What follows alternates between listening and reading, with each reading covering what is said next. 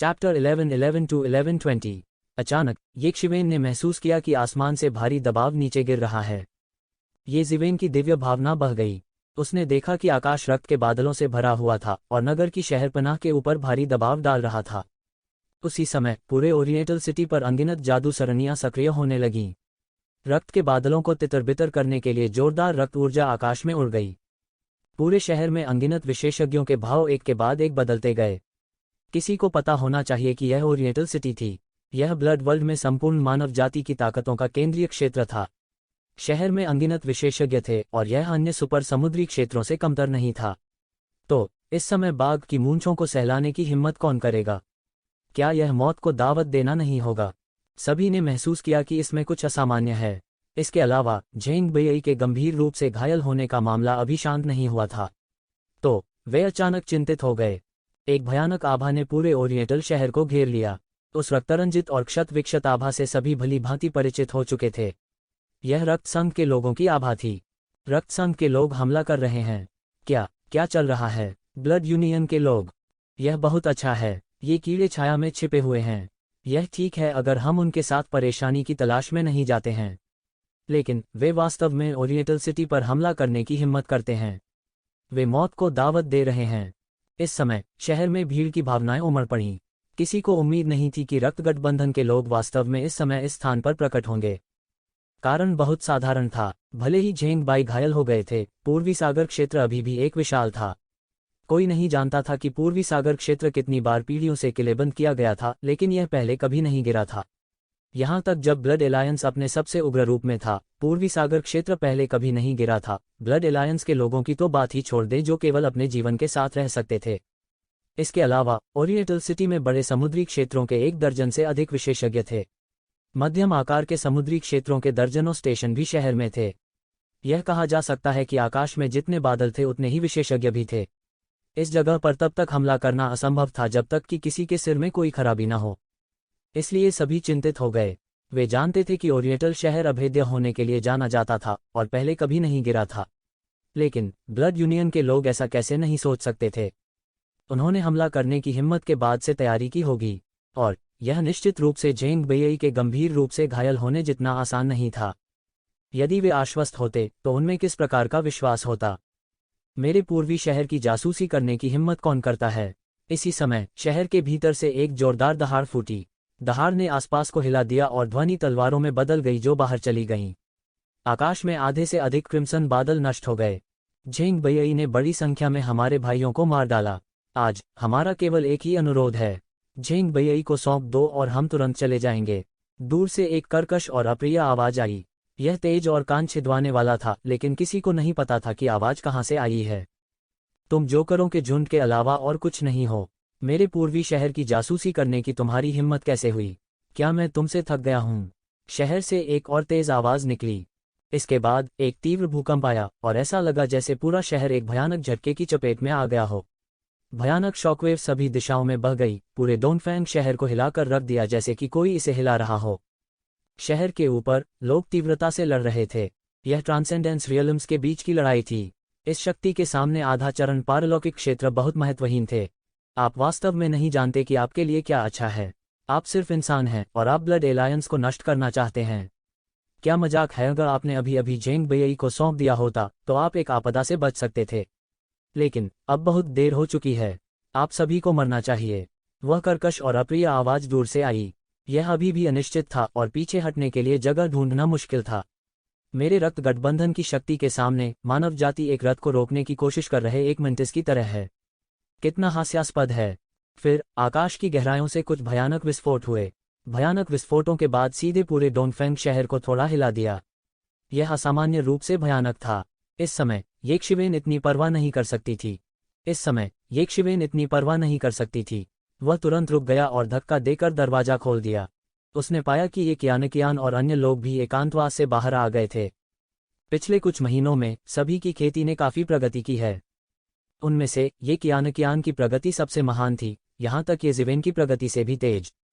वह बहुत पहले पारलौकिक क्षेत्र के दूसरे स्वर्ग के शिखर में प्रवेश कर चुकी थी। यह ऐसा था मानो उसने ट्रांसेंडेंस क्षेत्र के दूसरे स्वर्ग के शिखर पर भी प्रवेश कर लिया हो। यह ऐसा था मानो उसने ट्रांसेंडेंस क्षेत्र के दूसरे स्वर्ग के शिखर पर भी प्रवेश कर लिया हो। वह बहुत पहले पारलौकिक क्षेत्र के दूसरे स्वर्ग के शिखर में प्रवेश कर चुकी थी।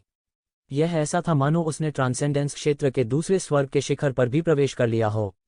यह ऐसा था मानो उसने बहुत कम समय में ट्रांसेंडेंस क्षेत्र के तीसरे स्वर्ग के शिखर पर प्रवेश कर लिया हो।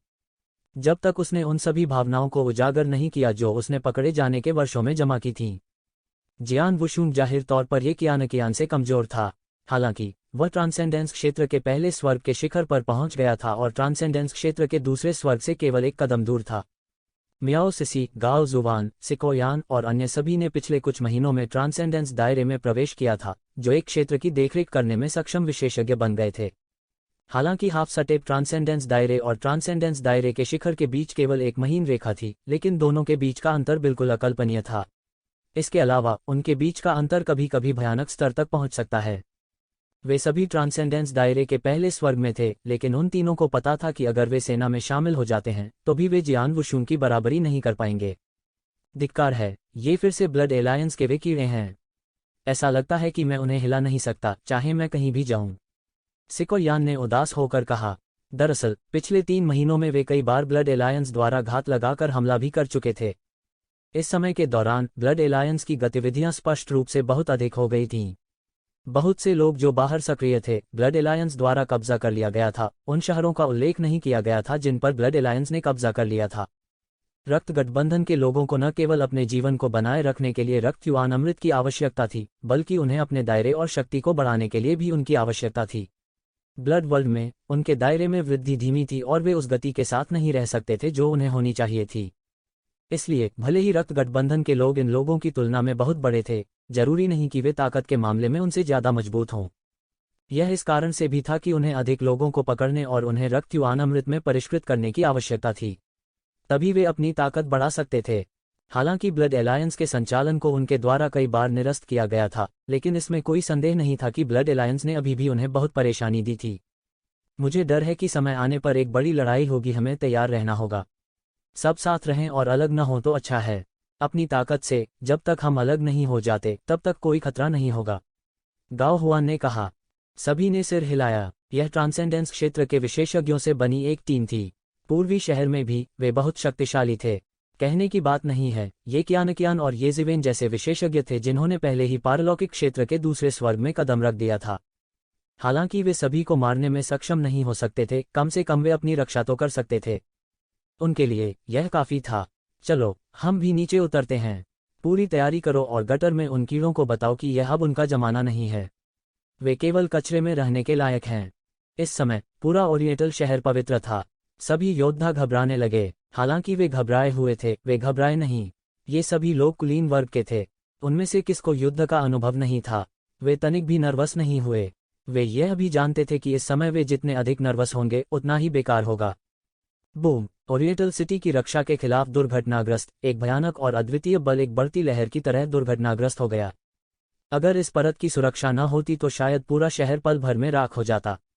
गहरे आकाश में अभी भी शक्तिशाली ट्रांसेंडेंस रियलम विशेषज्ञ लड़ रहे थे। युद्ध के परिणाम दूर से भी असामान्य रूप से भयानक थे। ये क्या हो रहा है? क्या ब्लड यूनियन वास्तव में ओरिएंटल सिटी के तहत हम इंसानों के साथ मौत से लड़ने की योजना बना रहा है? क्या वे पागल हैं?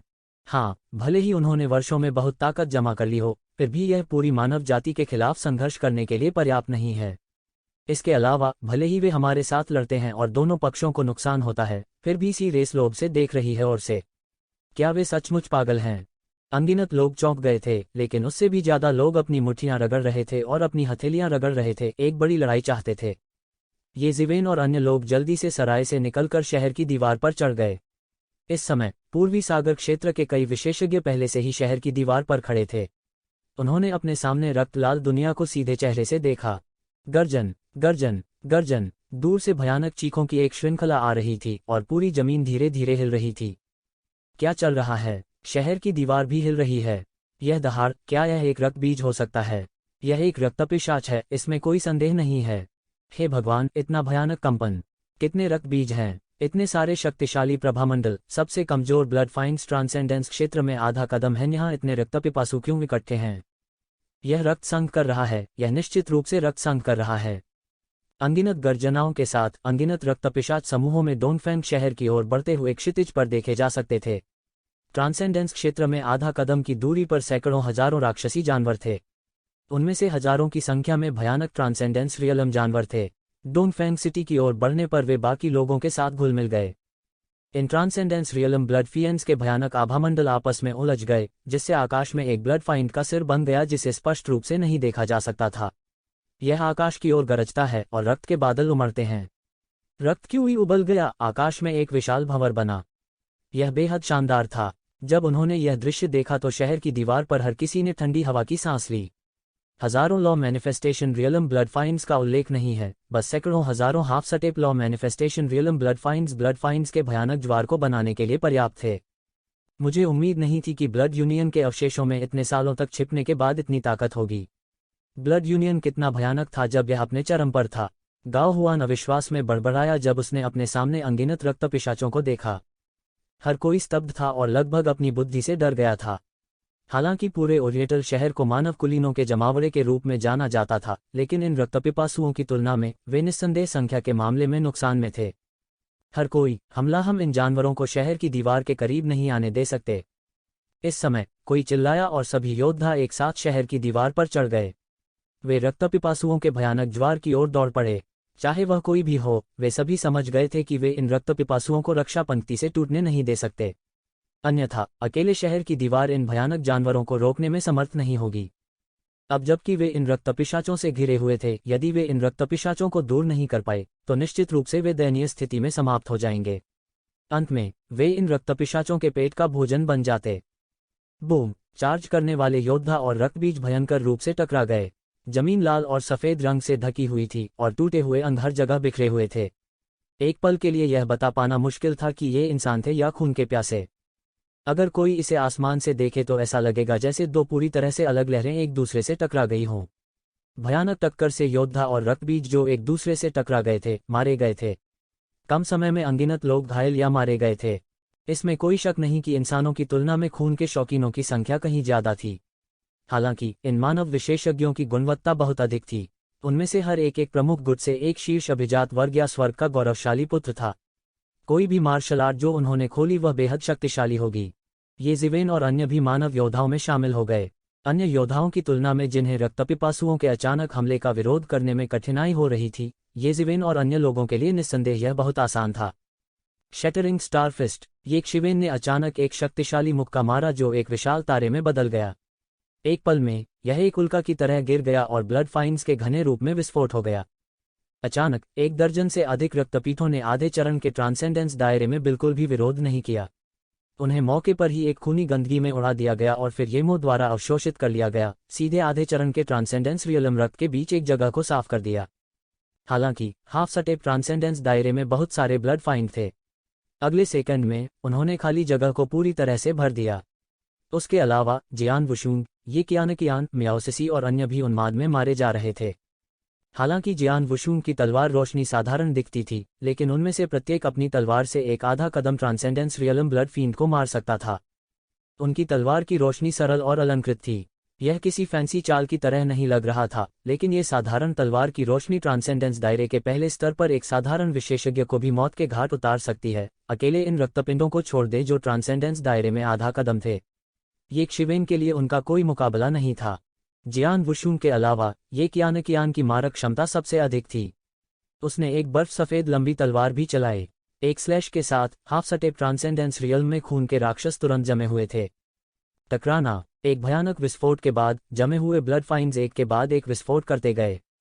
ये कियान के अलावा म्याओसिसी, गाओ हुआन और सिको यान ने भी अपनी शक्तिशाली ताकत का प्रदर्शन किया। ट्रांसेंडेंस दायरे में अपनी ताकत के साथ भले ही उन्होंने अपने डोमेन को नहीं छोड़ा, उन्हें हाफ सटेप ट्रांसेंडेंस दायरे में इन रक्तपिशाचों का वध करने में कोई समस्या नहीं थी। इस समय हवा में एक फीकी सुगंध भरने लगी। मूल रूप से हिंसक ब्लड फाइंड्स अचानक पागल हो गए, जैसे कि वे बहुत उत्तेजित हो गए हों। वे अपने सामने मानव योद्धाओं को रक्तरंजित नेत्रों से घूरते रहे। इसके बाद वे हड़बड़ाहट में उन पर टूट पड़े। ट्रांसेंडेंस रियल में रक्त के शौकीनों ने विशेष रूप से पागलपन से हमला किया। मानव रक्षा पंक्ति, जो पहले से ही खतरे में थी, एक पल में ढह गई। हर किसी के पास ये ज़िवेन और अन्य लोगों की ताकत नहीं थी। इस तरह की भयानक लहर के प्रभाव में हाफ सटेप ट्रांसेंडेंस दायरे में कई रक्तपिपासु पूरी तरह से ढह गए। ऐसा नहीं था कि वे रुकना नहीं चाहते थे, लेकिन वे बस नहीं कर सके। राक्षसी जानवरों की दहाड़ हर जगह थी। धरती कांप रही थी। टूटे अंग इधर उधर उड़ रहे थे। बहुत से रक्तपिपासुओं के मुंह में अंग टूट गए थे और वे एक एक करके उन्हें निगल रहे थे। यह ब्लड फाइन्स के ज्वार की तरह था, दुनिया का अंत। जल्द ही ये ज़िवेन और अन्य भी ट्रांसेंडेंस रियल्म ब्लड फाइन्स से टकरा गए। हम इस तरह नहीं चल सकते। इससे कोई फर्क नहीं पड़ता कि हम कितने लोगों को मारते हैं।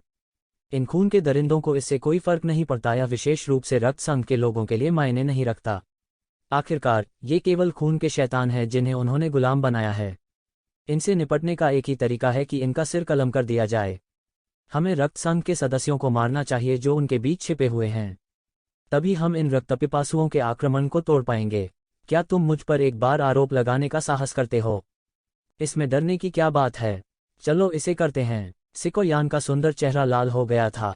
उनका एक्सप्रेशन थोड़ा क्रेजी था। इन बातों के बारे में सोचना असामान्य रूप से रोमांचक था। मारना। जियान वुशुंग ने और कुछ नहीं कहा। उन्होंने केवल मार शब्द कहा। ये कियान ने अपनी तलवार के झूले से एक रक्तबीज को मारने के बाद सिर हिलाया। उसकी आंखों में लड़ने का जज्बा था, आदमियों से भी ज्यादा। हालांकि गाओ हुआन इस बात को लेकर थोड़ा हिचकिचा रहे थे कि अगर वे इस तरह से आरोप लगाएंगे तो वे रक्तपिपासुओं का निशाना बनेंगे या नहीं। वह उनकी वीर भावना से भी प्रभावित थे। वह तुरंत चिल्लाया, चलो करते हैं। क्या वे गटर में छिपे कुछ कीड़े और जानवर नहीं हैं? डरने की क्या बात है? हाँ, यह सही है। देखो कहीं मैं उनका सिर न काट दूं। मियाओ सिसी ने अपने हाथ में तलवार लहराई जो उससे भी बड़ी थी। हा, ठीक है, चलो कुछ बड़ा करते हैं। ये ज़िवेन चिल्लाया। एक विशाल रक्तबीज ने अपना रक्तरंजित मुंह खोला और ये ज़िवेन को काट लिया, जो उसके सिर को काटने ही वाला था। भाड़ में जाओ, ये ज़िवेन जोर से चिल्लाया और सीधे उस खून से सने जानवर के मुंह में अपनी मुट्ठी मार दी। टकराना। उस खून से लथपथ जानवर के सिर को उसी जगह पर टुकड़े टुकड़े कर दिया गया था, ठीक तरबूज की तरह। उसके नुकीले दांत ये ज़िवेन की बांह को काटना चाहते थे, लेकिन ये ज़िवेन की बांह पर केवल हल्का सफ़ेद निशान छोड़ सकता था। उसमें ये ज़िवेन को घायल करने की क्षमता भी नहीं थी। इस खूनी दरिंदे को मारने के बाद ये ज़िवेन ने संकोच नहीं किया और सीधे इन खून के दरिंदों के बीच में घुस गया। ये कियान और जियान वुशुंग उसके पीछे चले, एक बाईं ओर और एक दाईं ओर। वे उससे केवल एक कदम पीछे थे और वे भी दौड़ पड़े। उनके पीछे मियाओ सिसी और अन्य भी लड़ने के लिए पंक्तिबद्ध थे। उनमें से 6 ने एक त्रिकोणीय तीर का गठन किया जो सीधे राक्षसी जानवरों की पूरी भीड़ में घुस गया। उस पर आक्रमण कर रहे खूंखार रक्तपिशाच तुरंत उनके पैरों से गिर पड़े। ये ज़िवेन और अन्य लोगों के बहादुरीपूर्ण प्रदर्शन ने जल्द ही ट्रांसेंडेंस रियल्म ब्लड फाइन्स का ध्यान आकर्षित किया। कोई कल्पना कर सकता है कि ट्रांसेंडेंस रियल्म ब्लड फाइन्स की हजारों की तादाद कितनी भयानक थी। यहाँ तक अगर येक्षिवन ने उनका सामना किया तो भागने के अलावा कोई दूसरा रास्ता नहीं था। सौभाग्य से इस समय मनुष्यों के बीच कई ट्रांसेंडेंस रियल्म विशेषज्ञ थे और उन्होंने अधिकांश ट्रांसेंडेंस रियल्म ब्लड फाइन्स को अवरुद्ध कर दिया। यह आदमी कौन है? क्या वह पागल है? ये ज़िवेन की टीम के बहादुरी भरे प्रदर्शन ने अनगिनत विशेषज्ञों का ध्यान आकर्षित किया। कई लोगों ने ये ज़िवेन को अविश्वास से देखा। वे विश्वास नहीं कर सकते थे कि ये ज़िवेन की टीम वास्तव में इन रक्तपिपासुओं का सामना करने की हिम्मत रखती है। इसके अलावा वे वास्तव में इन रक्तपिशाचों के बीच घुसने में सक्षम थे। लेकिन वे इतने शक्तिशाली हैं, विशेष रूप से उनका नेतृत्व करने वाला। वह मानव टायरानोसॉरस रैक्स की तरह बस अजेय है। वह अजेय है। हर कोई अपने सामने के दृश्य को एकटक घूर रहा था, मानो वे अपनी बुद्धि से डर गए हों। उनके लिए इससे कोई फर्क नहीं पड़ता कि वे कितने मजबूत थे। वे एक ज़िवेन की तरह हिंसक खून के जानवरों के एक समूह में भाग लेने की हिम्मत नहीं करेंगे, क्योंकि उन्हें जंगली जानवरों द्वारा अलग किए जाने और उनके बन जाने में देर नहीं लगेगी। खाना। ये ज़िवेन ने उपहास किया। दूसरों के लिए इस तरह रक्तबीजों के एक समूह में भागना निस्संदेह एक मृतंत था। एक बार जब उनके शरीर की ची समाप्त हो गई तो केवल मृत्यु उनका इंतजार कर रही थी। भले ही कानून अभिव्यक्ति क्षेत्र के विशेषज्ञ की ची एक सामान्य व्यक्ति की तुलना में कहीं अधिक थी, उनकी ची अनंत नहीं थी। यह एक सामान्य व्यक्ति की तुलना में बहुत अधिक था। यह कहने की बात नहीं है कि जिस मार्शल आर्ट का वे उपयोग करते थे उसमें भी बहुत अधिक ची की खपत होती थी। मार्शल आर्ट जितना शक्तिशाली होता है उसका उतना ही अधिक उपभोग होता है। इसके अलावा उसके लिए भले ही वह केवल अत्याचारी शरीर का उपयोग करता हो, फिर भी वह इन रक्तपिशाचों के माध्यम से चार्ज कर सकता था। ये रक्तपिपासु अभी भी उसे चोट पहुंचाने से बहुत दूर थे। गर्जन। क्यूई का एक विशाल खून के रंग का खंभा आसमान से उतरा और ट्रांसेंडेंस रियल्म ब्लड फींड के मुंह से निकला। इसने सीधे ये ज़िवेन पर निशाना साधा, उसे टुकड़े टुकड़े करने का इरादा किया। हाँ, ये ज़िवेन के हाथों ने अंतहीन सुनहरी रोशनी को बाहर निकाल दिया और क्यूई के विशाल रक्त रंजित स्तंभ को शून्य में फेंक दिया। बर्फ, ये कियान चिल्लाया और एक ठंडी तलवार क्यूई नीचे आ गई। ट्रांसेंडेंस रेल्म ब्लड फील्ड हवा में बर्फ के एक ब्लॉक में जम गया था। यह आसमान से गिरा और बचने की कोशिश करते हुए जमकर संघर्ष किया। हाँ, जियान वुशुन की तलवार की रोशनी चमक उठी और तुरंत बर्फ में घुस गई। स्वॉर्ड क्यूई बेतहाशा मुड़ी और बह गई, तुरंत ब्लड बीस्ट को टुकड़ों में मार दिया। इस समय मियाओ सिसी, गाओ हुआन और सी कोहुयान ये ज़िवेन और अन्य दो की रक्षा कर रहे थे, सीधे तौर पर कुछ रक्तपिंडों को नष्ट कर रहे थे जो हमला करने के लिए अराजकता का लाभ उठाना चाहते थे। इन सब का वर्णन करने में काफी समय लगा, लेकिन यह वास्तव में एक पल में हुआ। इतने लंबे समय में उन्होंने जो मौन समझ विकसित की थी, उसने एक साथ काम करने पर उन्हें अजेय बना दिया था। हालांकि समन्वय थोड़ा मुश्किल लग रहा था, यह उनके लिए काफी था। बस इस सरल लेकिन शक्तिशाली समन्वय पर भरोसा करके उनके लिए इन खूनी राक्षसों को मारने के लिए पर्याप्त था। भले ही यह एक कानून अभिव्यक्ति क्षेत्र राक्षसी जानवर था, यह इस सरल लय का सामना करने में सक्षम नहीं होगा। यहाँ तक अगर यह एक लॉ मैनिफेस्टेशन रियलम राक्षसी जानवर था, तो यह लॉ मैनिफेस्टेशन रियलम विशेषज्ञों के एक समूह के संयुक्त हमले का सामना करने में सक्षम नहीं होगा। इसके अलावा उनकी हरकतें बेहद तेज थीं। यहाँ तक अगर कुछ कानून अभिव्यक्ति दायरे रक्त के राक्षसों ने उन्हें घेर लिया, तो वे उन्हें एक पल में पराजित करने में सक्षम होंगे। वे उन्हें एक एक करके हरा सकेंगे और उन्हें पूरी तरह से मार डालेंगे। विशेष रूप से ये ज़िवेन, जो टीम के आगे चल रहे थे, एक भारी टैंक की तरह थे। वह जहां भी जाता सब कुछ तहस नहस कर देता। कोई भी राक्षसी जानवर उसके कदमों को नहीं रोक सकता था। ये कियान और जियान वुशुन के बीच सहयोग का जिक्र तो दूर, यह छोटी सी टीम एक हत्या मशीन की तरह थी। थकेंगे ही नहीं। किसी को पता होना चाहिए कि वे जल्दी से हमला करने से नहीं हिचकिचाते थे। कुछ लोगों के सहयोग से उन्होंने वास्तव में बहुत अधिक ऊर्जा का उपभोग नहीं किया। ऊर्जा की इस थोड़ी सी खपत को केवल उनकी स्वयं की पुनर्प्राप्ति क्षमता पर भरोसा करके चरम सीमा तक पुनः प्राप्त किया जा सकता है। इसलिए भले ही वे लगातार लड़ रहे थे, फिर भी उनकी स्थिति चरम पर बनी हुई थी। ये ज़िवेन और अन्य बहुत तेजी से आगे बढ़ रहे थे। वे इतने तेज थे कि इससे पहले कि कोई प्रतिक्रिया दे पाता, ये ज़िवेन पहले ही खून के दरिंदों के पूरे समूह के बीच में घुस गई थी। सभी ने अपने कदमों की दिशा में देखा। निश्चित रूप से इन रक्तपिपासुओं के बीच में खून के रंग के लबादे में रक्त संघ का एक सदस्य लगातार एक प्रकार की फीकी सुगंध छोड़ रहा था। यह वह सुगंध थी जिसने इन रक्तपिपासुओं को दीवाना बना दिया था। अंत में सभी को समझ में आ गया कि ये ज़िवेन और अन्य लोगों का लक्ष्य इस अपराधी को मारना था। अगर रक्त संघ का यह सदस्य लगातार अगरबत्ती का उपयोग नहीं कर रहा होता तो ये रक्तपिपासु इतने हिंसक नहीं होते। वास्तव में उनसे निपटना बहुत आसान होता। वे बहुत पागल हैं। वे वास्तव में रक्त के राक्षसों के समूह के माध्यम से कटौती करना चाहते हैं और सीधे रक्त संघ के सदस्य को मारना चाहते हैं। यह बहुत पागलपन है। लेकिन मुझे यह कहना है कि यह अब तक का सबसे अच्छा तरीका भी है ना? इन पागल खून वाले लोगों से निपटना बहुत मुश्किल है। हमारे कितने विशेषज्ञ उनके मुंह के नीचे मर गए हैं। उद्धरण चिन्ह। अपने आप को एक साथ खींचो, सब लोग। इन लोगों की मदद करो, इन रक्तपिंडों को विलंबित करो। हालांकि सभी ने सोचा कि वे पागल थे, उनके व्यवहार ने भीड़ का मनोबल भी बढ़ाया, खासकर जब से वे इतने निश्चिंत लग रहे थे। ऐसा लग रहा था कि रक्तबीजों के पास उन्हें रोकने का कोई उपाय नहीं है। यहाँ तक अगर यह ट्रांसेंडेंस रियलम जानवर था, तो ऐसा नहीं लगता था कि यह उनके हाथों में लंबे समय तक टिक पाएगा। अधिक से अधिक इसे 1 या 2 चालों में मारा जा सकता है। उसी समय ब्लडफाइंड्स ने उस समय का फायदा उठाया जब शहर की दीवारों से संपर्क करने के लिए मार्शलिस्ट धीरे धीरे पराजित हो रहे थे। और इस समय शहर की दीवार पर प्रकाश की अनगिनत किरणें बहकर आकाश में चली गईं। पूरा शहर हिंसक रूप से हिल रहा था। अनगिनत रक्त क्यूई को तुरंत चूसा गया और रक्त प्रकाश की अनगिनत किरणें तुरंत बुझ गईं।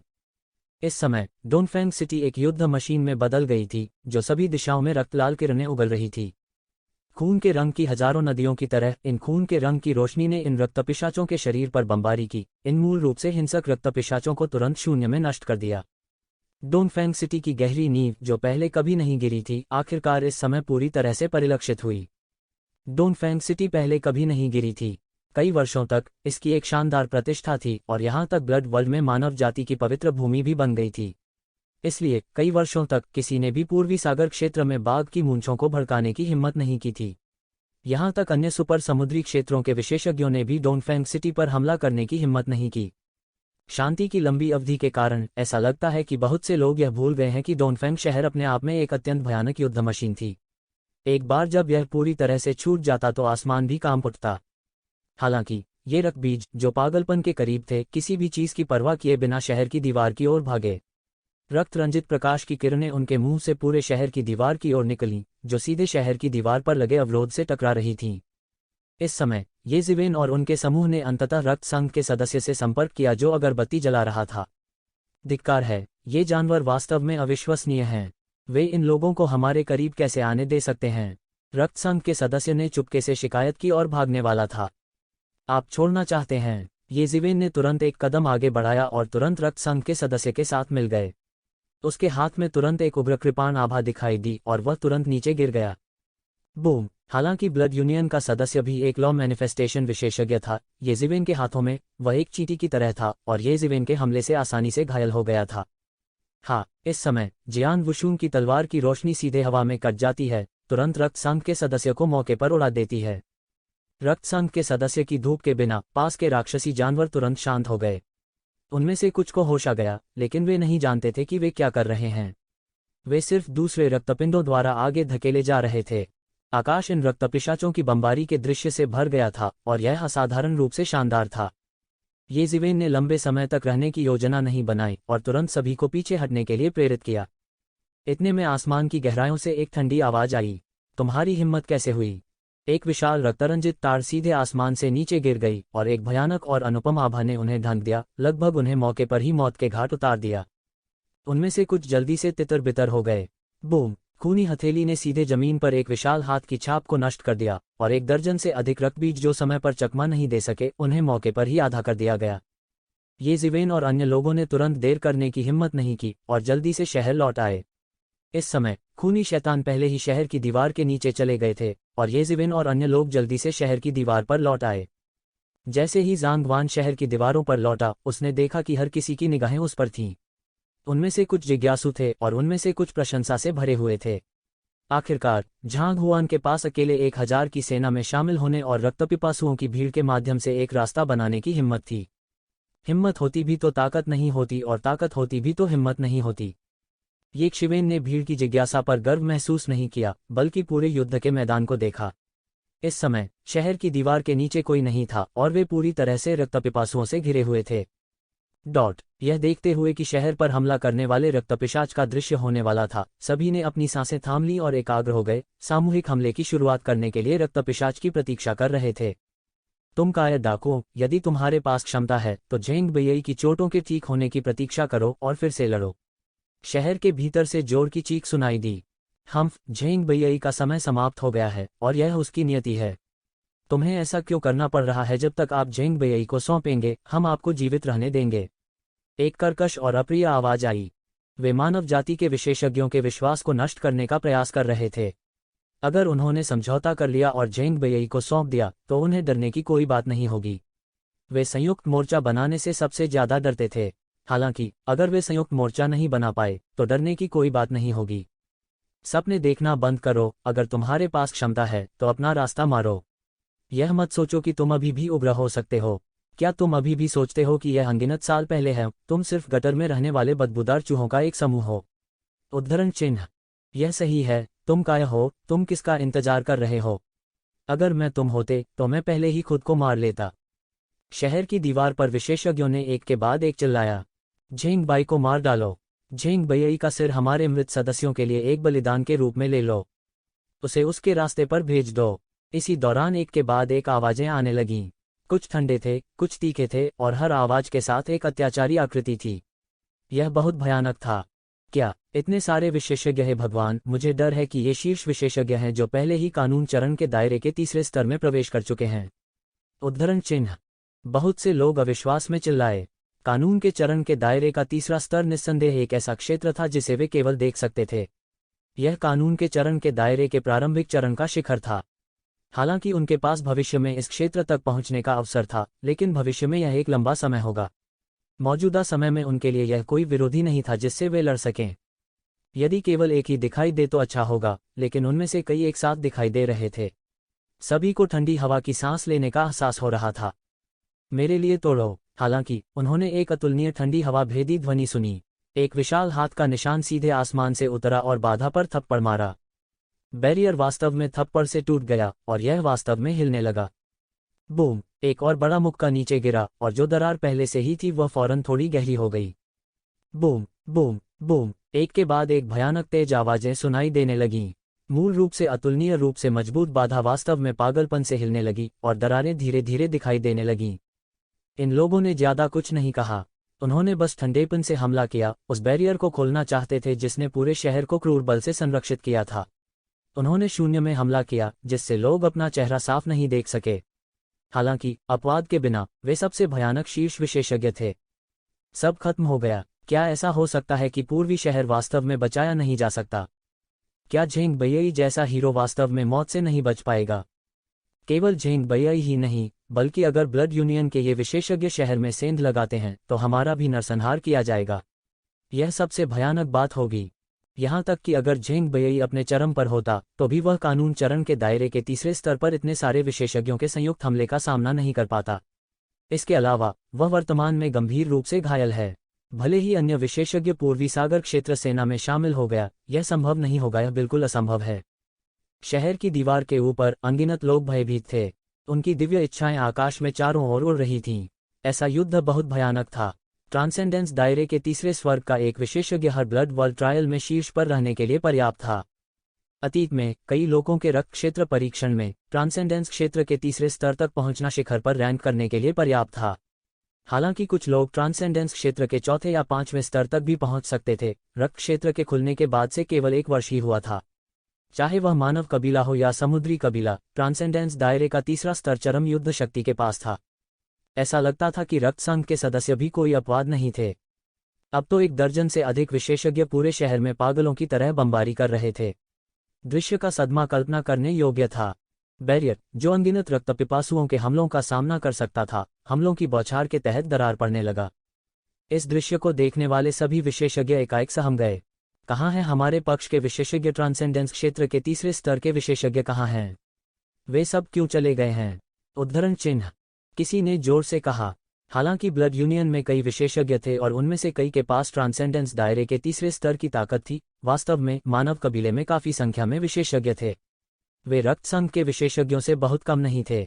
अन्यथा मानव कबीला अब तक अकेले रक्त संघ को चुनौती देने में सक्षम नहीं होता। बूम, यह एक और चौंकाने वाला हमला था। पूरी बाउंड्री पर दरारें पहले ही सघन रूप से फैल चुकी थीं, मानो अगले ही पल में यह पूरी तरह टूट जाएगी। सभी के हृदय भय से कांप उठे।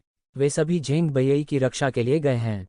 मैंने सुना है कि झेंग बयई की चोटें इस बार बहुत गंभीर हैं और वह लगभग अपनी रस्सी के अंत में है। उसके लिए खुद से ठीक होना असंभव है, इसलिए ये लोग बचाव के लिए गए हैं। उसे और उसकी चोटों को ठीक करने में उसकी मदद करें। सभी ने ठंडी सांस ली। झेंग बयई की चोटें कितनी गंभीर हैं, वह अपना इलाज भी नहीं कर पाता। यहाँ तक उसे बचाने और उसे ठीक करने के लिए ट्रांसेंडेंस दायरे के तीसरे स्तर पर इतने सारे विशेषज्ञों की जरूरत है। अंदर की कहानी जानने वाले एक विशेषज्ञ ने कहा। हालांकि इससे सभी को राहत नहीं मिली, इसके बजाय वे और भी चिंतित हो गए। झेंग बयई, जो पूरी तरह से ठीक नहीं हुए थे, 1 दर्जन से अधिक भयानक आंकड़ों से निपटना चाहते थे। यह कुछ ऐसा नहीं था जिसे आसानी से किया जा सके। अरे नहीं, झेंग बयई, ऐसा लगता है कि वह अब और नहीं रुक सकता। हमें खाली करने के लिए तैयार रहना होगा। गाओ हुआन ने नीचे की स्थिति को देखा और कहा, अब हम नहीं जानते कि झेंग बाई मर चुकी है या जीवित है। हालांकि ब्लड यूनियन का खतरा हमारे सामने है। अगर कुछ गलत होता है तो हम तुरंत निकल जाएंगे। अपनी ताकत से भले ही हम रक्त संघ के लोगों को नहीं हरा सकते, हमें छोड़ने में कोई समस्या नहीं होनी चाहिए। लेकिन हम कहाँ जा सकते हैं? अगर पूर्वी शहर भी गिर गया तो हम इंसान बेघर हो जाएंगे, आवारा कुत्तों की तरह। हमें 1 महीने तक इंतजार करना होगा और आवारा कुत्तों की तरह खून के दायरे को छोड़ना होगा। सिकोयान ने अपनी मुट्ठी बांध ली। मैं इसे स्वीकार करने से इनकार करता हूँ। हालांकि वह यह भी स्पष्ट था कि चाहे वह कितना भी अनिच्छुक क्यों न हो, कोई दूसरा रास्ता नहीं था, क्योंकि उनकी ताकत में अंतर बहुत बड़ा था। पारलौकिक क्षेत्र के तीसरे स्वर्ग में विशेषज्ञों के इस समूह का सामना करते हुए उसे केवल असहाय माना जा सकता था। यदि वह 1 वर्ष से अधिक समय तक प्रतीक्षा करता तो वह पारलौकिक क्षेत्र के तीसरे स्वर्ग में प्रवेश कर सकता था। उस समय वह झेंग बयई की मदद करने में सक्षम हो सकता है। हालांकि जब वह समय आया तो ट्रांसेंडेंस दायरे के तीसरे स्वर्ग की ताकत पर्याप्त से बहुत दूर होगी। शायद पारलौकिक क्षेत्र के 5वें स्वर्ग की ताकत उस समय से ऊपर होगी। यह असंभव नहीं था, इसके विपरीत इसकी बहुत संभावना थी। बूम, एक और जोरदार धमाका सुना गया। पूरे पूर्वी शहर की बाधा अंततः चूर चूर हो गई। तुरंत शहर में रक्त लाल लबादा पहने 1 दर्जन भयानक आकृतियां दिखाई दीं। उन्होंने भीड़ की तरफ देखा भी नहीं।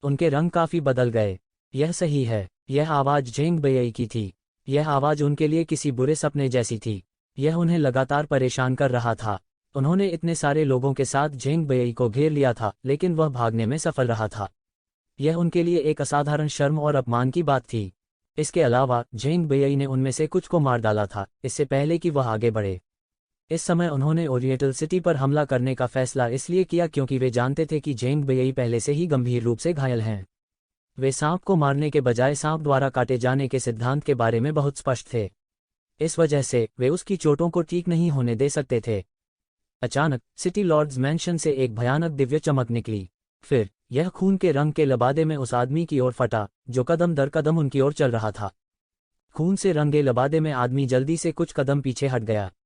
फिर उसने शांति से कुछ हाथ की मुहरें लगाईं और उसके सामने खून से रंगी ढाल की दीवार खड़ी हो गई। बूम! उस भयानक दिव्य तेज ने रक्तरंजित ढाल की दीवार पर भयंकर बमबारी की। लगभग पलक झपकते ही खून से रंगी ढाल की दीवार जबरन घुस गई। इसके तुरंत बाद दैवीय तेज ने ढाल की दीवार के माध्यम से प्रवेश किया और खून से रंगे हुए आदमी के शरीर पर जमकर बमबारी की। टकराना। खून के रंग के लबादे में आदमी ने खून से लथपथ चीख निकाली। उसने मुंह से खून उगल दिया और उसके शरीर को उड़ते हुए भेज दिया गया। उसके लबादे को हवा ने उड़ा दिया, जिससे उसका आधा सड़ा हुआ शरीर सबके सामने प्रकट हो गया। किसी ने अपने सामने उस आदमी का चेहरा देखा तो चीख पुकार मच गई। असंभव! यह वह कैसे हो सकता है? यह असंभव है! भीड़ में से किसी ने घबराहट में चिल्लाया। ऐसा लग रहा था जैसे उसने इस आदमी की पहचान ली हो। वह कौन है? क्या आप उसे जानते हैं?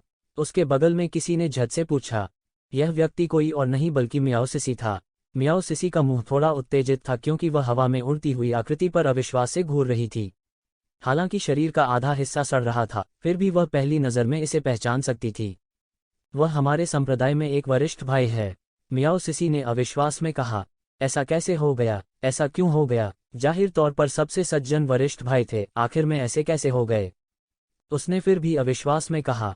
उसे अभी भी स्पष्ट रूप से याद था कि उस समय वह भी अभी संप्रदाय में शामिल हुई थी और वह पहले से ही संप्रदाय की सबसे चमकदार प्रतिभा थी। हालांकि वह युवा पीढ़ी में पहले से ही नंबर 1 व्यक्ति थे, लेकिन उनके पास बिल्कुल भी अहंकार नहीं था और उन बदमाशों का मार्गदर्शन किया जो अभी अभी संप्रदाय में शामिल हुए थे।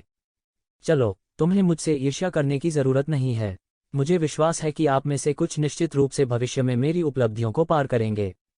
सिसी, चलो, भविष्य में संप्रदाय में तुम युवा पीढ़ी के स्तंभ बनोगे। आंसू बेकाबू होकर नीचे गिर गए। उसके बगल में येजिवेन और अन्य लोग चुप थे। चूंकि येजिवेन मियाओ सिसी को जानती थी, वो एक बड़ी लोली की तरह थी जिसे खेलना बहुत पसंद था और वह कभी नहीं रोती थी, लेकिन अब टकराना। आकृति ने जमीन पर जमकर प्रहार किया और बड़ी संख्या में आंतरिक अंगों के साथ मिश्रित रक्त का एक कौर उगल दिया। बस एक झटका और वह गंभीर रूप से घायल हो गया। और इस समय वह भीड़ में मियाओ सिसी को देख रहा था और उसके मुंह पर क्षमाप्रार्थी मुस्कान का निशान आ गया। मुझे क्षमा करें, छोटी बहन, मैं बस जीना चाहता हूँ। सूरज की रोशनी, सफेद बादल और समुद्र पर नमकीन समुद्री हवा। येजिवेन ने आकृति को उदासीनता से देखा और उसके दिल में पहले से ही एक निर्णय था। वह जीवित नहीं रह सका।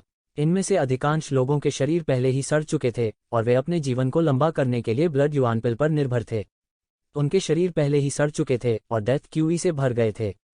भले ही वे मरे नहीं थे, वे पहले से ही मृत जीवित थे। यह भारी झटका उसे वापस रेंगने में असमर्थ बनाने के लिए काफी था। उसके शरीर में तबाही मचाने वाली ऊर्जा ने पहले ही उसकी सारी जीवन शक्ति को नष्ट कर दिया था। दूसरे और भी उदासीन थे और उनकी मदद करने का कोई इरादा नहीं था।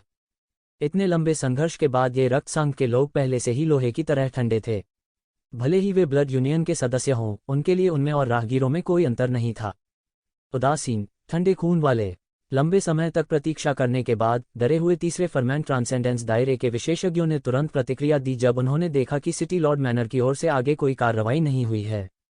धिक्कार है, हमें उसके द्वारा धोखा दिया गया था। वह बिल्कुल भी ठीक नहीं हुआ है, एक विशेषज्ञ ने धीमी और दबी हुई आवाज में कहा। इस समय अन्य अंततः समझ गए। वे सब अभी अभी डरे हुए थे क्योंकि झेंग बेई का हमला बहुत भयानक था। इससे उन्हें झेंग बेई की चरम युद्ध शक्ति का ख्याल आया, इसलिए वे पूरी तरह से डर गए। झेंग बेई, हमें धोखा देने के बारे में सोचना भी मत। मैं तुम्हारा सिर ले लूंगा। झेंग बेई, तुम्हारा गौरवशाली जीवन यहीं समाप्त हो जाएगा। बुढ़ापे में बिस्तर पर मरने की तुलना में सबसे चमकदार क्षण में मरना बेहतर है। 1 दर्जन से अधिक भयानक विशेषज्ञ एक साथ चिल्लाए। यह बहुत भयानक था। कई आधे अधूरे कानून के दौर के दायरे के विशेषज्ञ इसे बिल्कुल भी सहन नहीं कर सके। उन्होंने सीधे अपने कानों को ढांक लिया, अन्यथा वे ध्वनि तरंगों से चौंक कर मर जाते। पारलौकिक क्षेत्र के पहले स्वर्ग के विशेषज्ञ को भी प्रतिरोध करने के लिए अपनी साधना को परिचालित करना होगा, और केवल कुछ ही लोग इसका विरोध कर सकते थे। ये लोग बहुत मजबूत हैं। येज़िवेन ने इन लोगों को देखा और कहा, इन ध्वनि तरंगों का उस पर कोई प्रभाव नहीं पड़ा। उसके अत्याचारी शरीर को उसकी मांसपेशियों से लेकर उसकी हड्डियों तक और फिर उसके आंतरिक अंगों तक प्रशिक्षित किया गया था। उनके पूरे शरीर को शिखर तक प्रशिक्षित किया गया था। ध्वनि तरंगों का यह स्तर उसे कैसे चोट पहुंचा सकता है? लेकिन ज़ेंग बैई कितनी मजबूत है जो उन्हें इतनी आसानी से मार सकती है। येज़िवेन की आंखें एक भयानक चमक के साथ चमक उठीं और उनकी लड़ाई का इरादा बढ़ने लगा। वो निश्चित रूप से अब ज़ेंग बैई के विरोधी नहीं थे। हालांकि जब उन्होंने 9 ऑरिफिसेस डिवाइन पिल को सफलतापूर्वक परिष्कृत किया तो उनकी साधना शीघ्रता से half step of age realm के बाद के चरम पर पहुंच जाएगी। उस समय वह ज़ेंग बैई से लड़ने में सक्षम हो सकता है। अगर मौका मिलता तो येज़िवेन भी ऐसे उत्कृष्ट व्यक्ति के साथ लड़ना चाहती थी। अपने गहरे संचय और नींव के साथ एक बार जब वह इसी स्तर पर आगे बढ़ गया तो जियान वुशुन भी उसका विरोधी नहीं होगा। ये कियान उसके साथ लड़ने में सक्षम हो सकती है। हालांकि उन्हें इसमें ज्यादा दिलचस्पी नहीं थी। उसके दिल में ये कियान हमेशा एक ऐसी लड़की हो सकती है जिसके पास कोई साधना नहीं थी और उसे उसकी सुरक्षा की आवश्यकता थी। वह लड़ाई का इरादा बिल्कुल भी नहीं बढ़ा सका। हालांकि ज़ेंग बैई अलग थी। वह उससे मिला भी नहीं था, लेकिन उसे पहले से ही अपना खून खौलता हुआ महसूस हो रहा था। यह ठीक वैसा ही था जब उसने ट्रू मार्शल स्कूल में स्वर्ग के कई गौरव के नाम सुने थे। लेकिन अब जैसे जैसे उसकी साधना अधिक गहरी होती गई वैसे वैसे विरोधी कम होते गए जो उससे लड़ सकते थे। 1 दर्जन से अधिक तीसरे स्वर्ग के ट्रांसेंडेंस दायरे के विशेषज्ञ दबाव में सेना में शामिल हो गए। जैसे ही वे सिटी लॉर्ड मैंशन पर हमला करने के लिए सेना में शामिल होने वाले थे, सिटी लॉर्ड मैंशन से एक आह आई। पिछले कुछ दिनों से सभी लोग बैई का इलाज करने में जुट गए हैं। बैई पहले से ही बहुत आभारी हैं। चूंकि यह इस बिंदु पर आया है, यह भगवान की इच्छा है। जीवन और मृत्यु भगवान द्वारा तय की जाती है, आपको अब और कहने की जरूरत नहीं है। ये सिर्फ कुछ काय हैं। मुझे डर है कि उनमें मेरा सिर लेने की क्षमता नहीं है। जोरदार हंसी के साथ सिटी लॉर्ड्स मैंशन से एक पतली सफेद आकृति निकली। यह सफेद लबादे में एक युवक था जो अपने 20वां दशा के अंत में लग रहा था। वह पतला था और भाले की तरह सीधा खड़ा था। उसका चेहरा बिना बालों के गोरा था। उसकी आंखें सितारों की तरह थीं और उसकी बाहें उसके मंदिरों की ओर झुकी हुई थीं। वह बहुत वीर लग रहा था। बस इतना ही था कि इस समय उसका चेहरा बीमार रूप से पीला पड़ गया था। हालांकि वह थोड़ा बीमार दिख रहा था, लेकिन इससे उसकी वीरता पर कोई असर नहीं पड़ा। ज़ेंग बैई, तुम सच में अद्भुत हो। उस दिन तुम्हें बच निकलने देने का मुझे सबसे बड़ा अफसोस था, लेकिन इससे कोई फर्क नहीं पड़ता। आज मैं खुद तुम्हें तुम्हारे रास्ते पर भेजूंगा। आपको अपने रास्ते पर भेजो। सम्मानपूर्वक आपको अपने रास्ते पर भेजो। 15 विशेषज्ञों ने शोर मचाया। एक साथ काम करने वाले 15 ट्रांसेंडेंस रियलम विशेषज्ञों का भयानक दबाव कल्पना करने योग्य था। साधारण लोगों को शायद दबाव से कुचलकर मार दिया जाएगा। शहर के कई विशेषज्ञ लड़खड़ा गए और जमीन पर गिर गए, विशेष रूप से वे आधे अधूरे कानून प्रकटीकरण क्षेत्र के विशेषज्ञ। इस समय शहर के बाहर खून के प्यासे ने धीरे धीरे हमला करना बंद कर दिया। हालांकि वे उग्र थे, लेकिन वे मूर्ख नहीं थे। अगरबत्ती के बिना वे पहले जैसे दीवाने नहीं रहते थे। ऐसा लग रहा था कि वे बाहर जमा हो रहे हैं, चुपचाप ब्लड यूनियन के लोगों के अगले आदेश की प्रतीक्षा कर रहे हैं। क्या वह ज़ेंग बैई है? ये जीवेन ने आसमान में लंबी और सीधी आकृति को देखा। वह वास्तव में पीढ़ी के नायक थे। यह अफसोस की बात होगी अगर वह यहाँ मर गया। तो ज़िवेन ने शहर के स्वामी की हवेली को देखा। एक भी व्यक्ति मदद के लिए सामने नहीं आया। जाहिर है, इस अवधि के दौरान ज़ेंग बैई का इलाज करने से इन विशेषज्ञों की कानून घोषणा क्षेत्र के तीसरे स्तर पर बहुत अधिक ऊर्जा खर्च हुई थी। यह देखा जा सकता था कि ज़ेंग बैई की चोटें कितनी गंभीर थीं। यहाँ तक तीसरे स्तर के लॉ मैनिफेस्टेशन दायरे के विशेषज्ञों का संयुक्त उपचार भी उसे ठीक नहीं कर सका। इसके अलावा वे थोड़े समय में ठीक नहीं हो सके। वे बहुत लापरवाह थे। उन्होंने सोचा कि यह ओरिएंटल सिटी है, एक ऐसा शहर जो कभी नहीं गिरा। भले ही ब्लड यूनियन बोल्ड था, वे ओरिएंटल सिटी में अपना रास्ता नहीं बना सकते थे। हालांकि उन्होंने स्पष्ट रूप से रक्त संघ के इन लोगों की निर्भीकता को कम करके आंका। दूसरे शब्दों में, ज़ेंग बैई को मारने का उनका इरादा बेहद मजबूत स्तर पर पहुंच गया था। उन्होंने ओरिएंटल सिटी के गठन को रोकने के लिए रक्त के राक्षसों का इस्तेमाल किया। अन्यथा, भले ही वे कानून घोषणा पत्र क्षेत्र के तीसरे स्तर के विशेषज्ञ हों, अगर वे अंदर घुसे तो गठन द्वारा मारे जाने का अंत होगा। इस वजह से वे चकमा खा गए। उनके पास अपनी मार्शल शक्ति को पुनर्प्राप्त करने और ज़ेंग बैई की मदद करने के लिए बाहर आने का समय भी नहीं था। ब्लड फील्ड आर्मी ने मुझे मारने के लिए शहर को घेर लिया।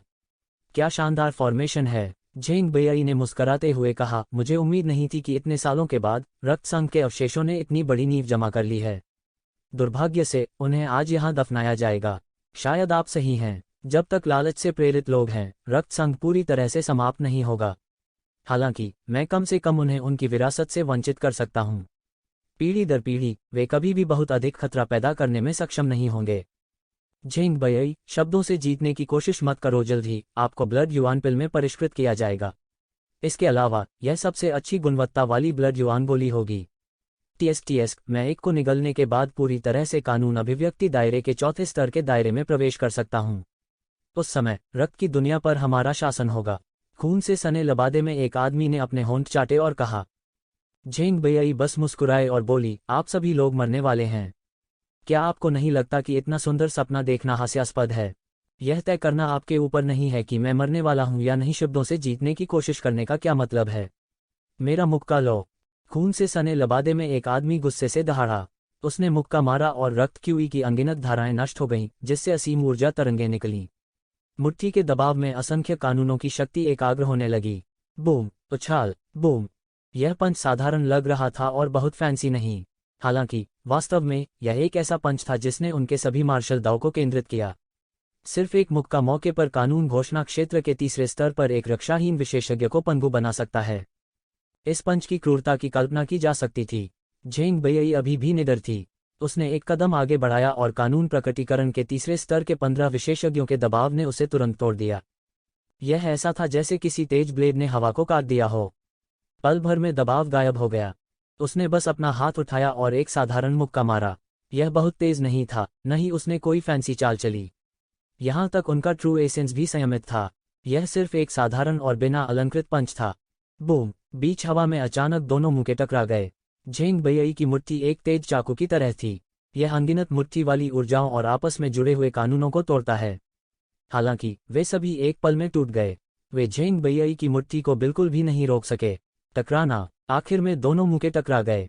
दरार, पूरे शहर में हड्डियों के टूटने की तेज और स्पष्ट आवाज गूंज रही थी। खून से लथपथ चीख के साथ खून से लथपथ आदमी का पूरा हाथ मौके पर ही खुल गया। सड़ा हुआ मांस सीधे उड़ गया और पूरी बांह की हड्डी पूरी तरह टूट गई। क्या यह कैसे संभव है? सामने का नजारा देख सभी दंग रह गए। क्या झेंग बेई के गंभीर रूप से घायल होने की अफवाह नहीं है? क्या वह वास्तव में गंभीर रूप से घायल है? क्या ऐसा हो सकता है कि उसने ब्लड यूनियन के लोगों को आकर्षित करने के लिए जानबूझकर यह खबर फैलाई हो? यदि वह वास्तव में गंभीर रूप से घायल है और अभी भी इस तरह की युद्ध शक्ति है, तो उसकी चरम युद्ध शक्ति कितनी भयानक होगी।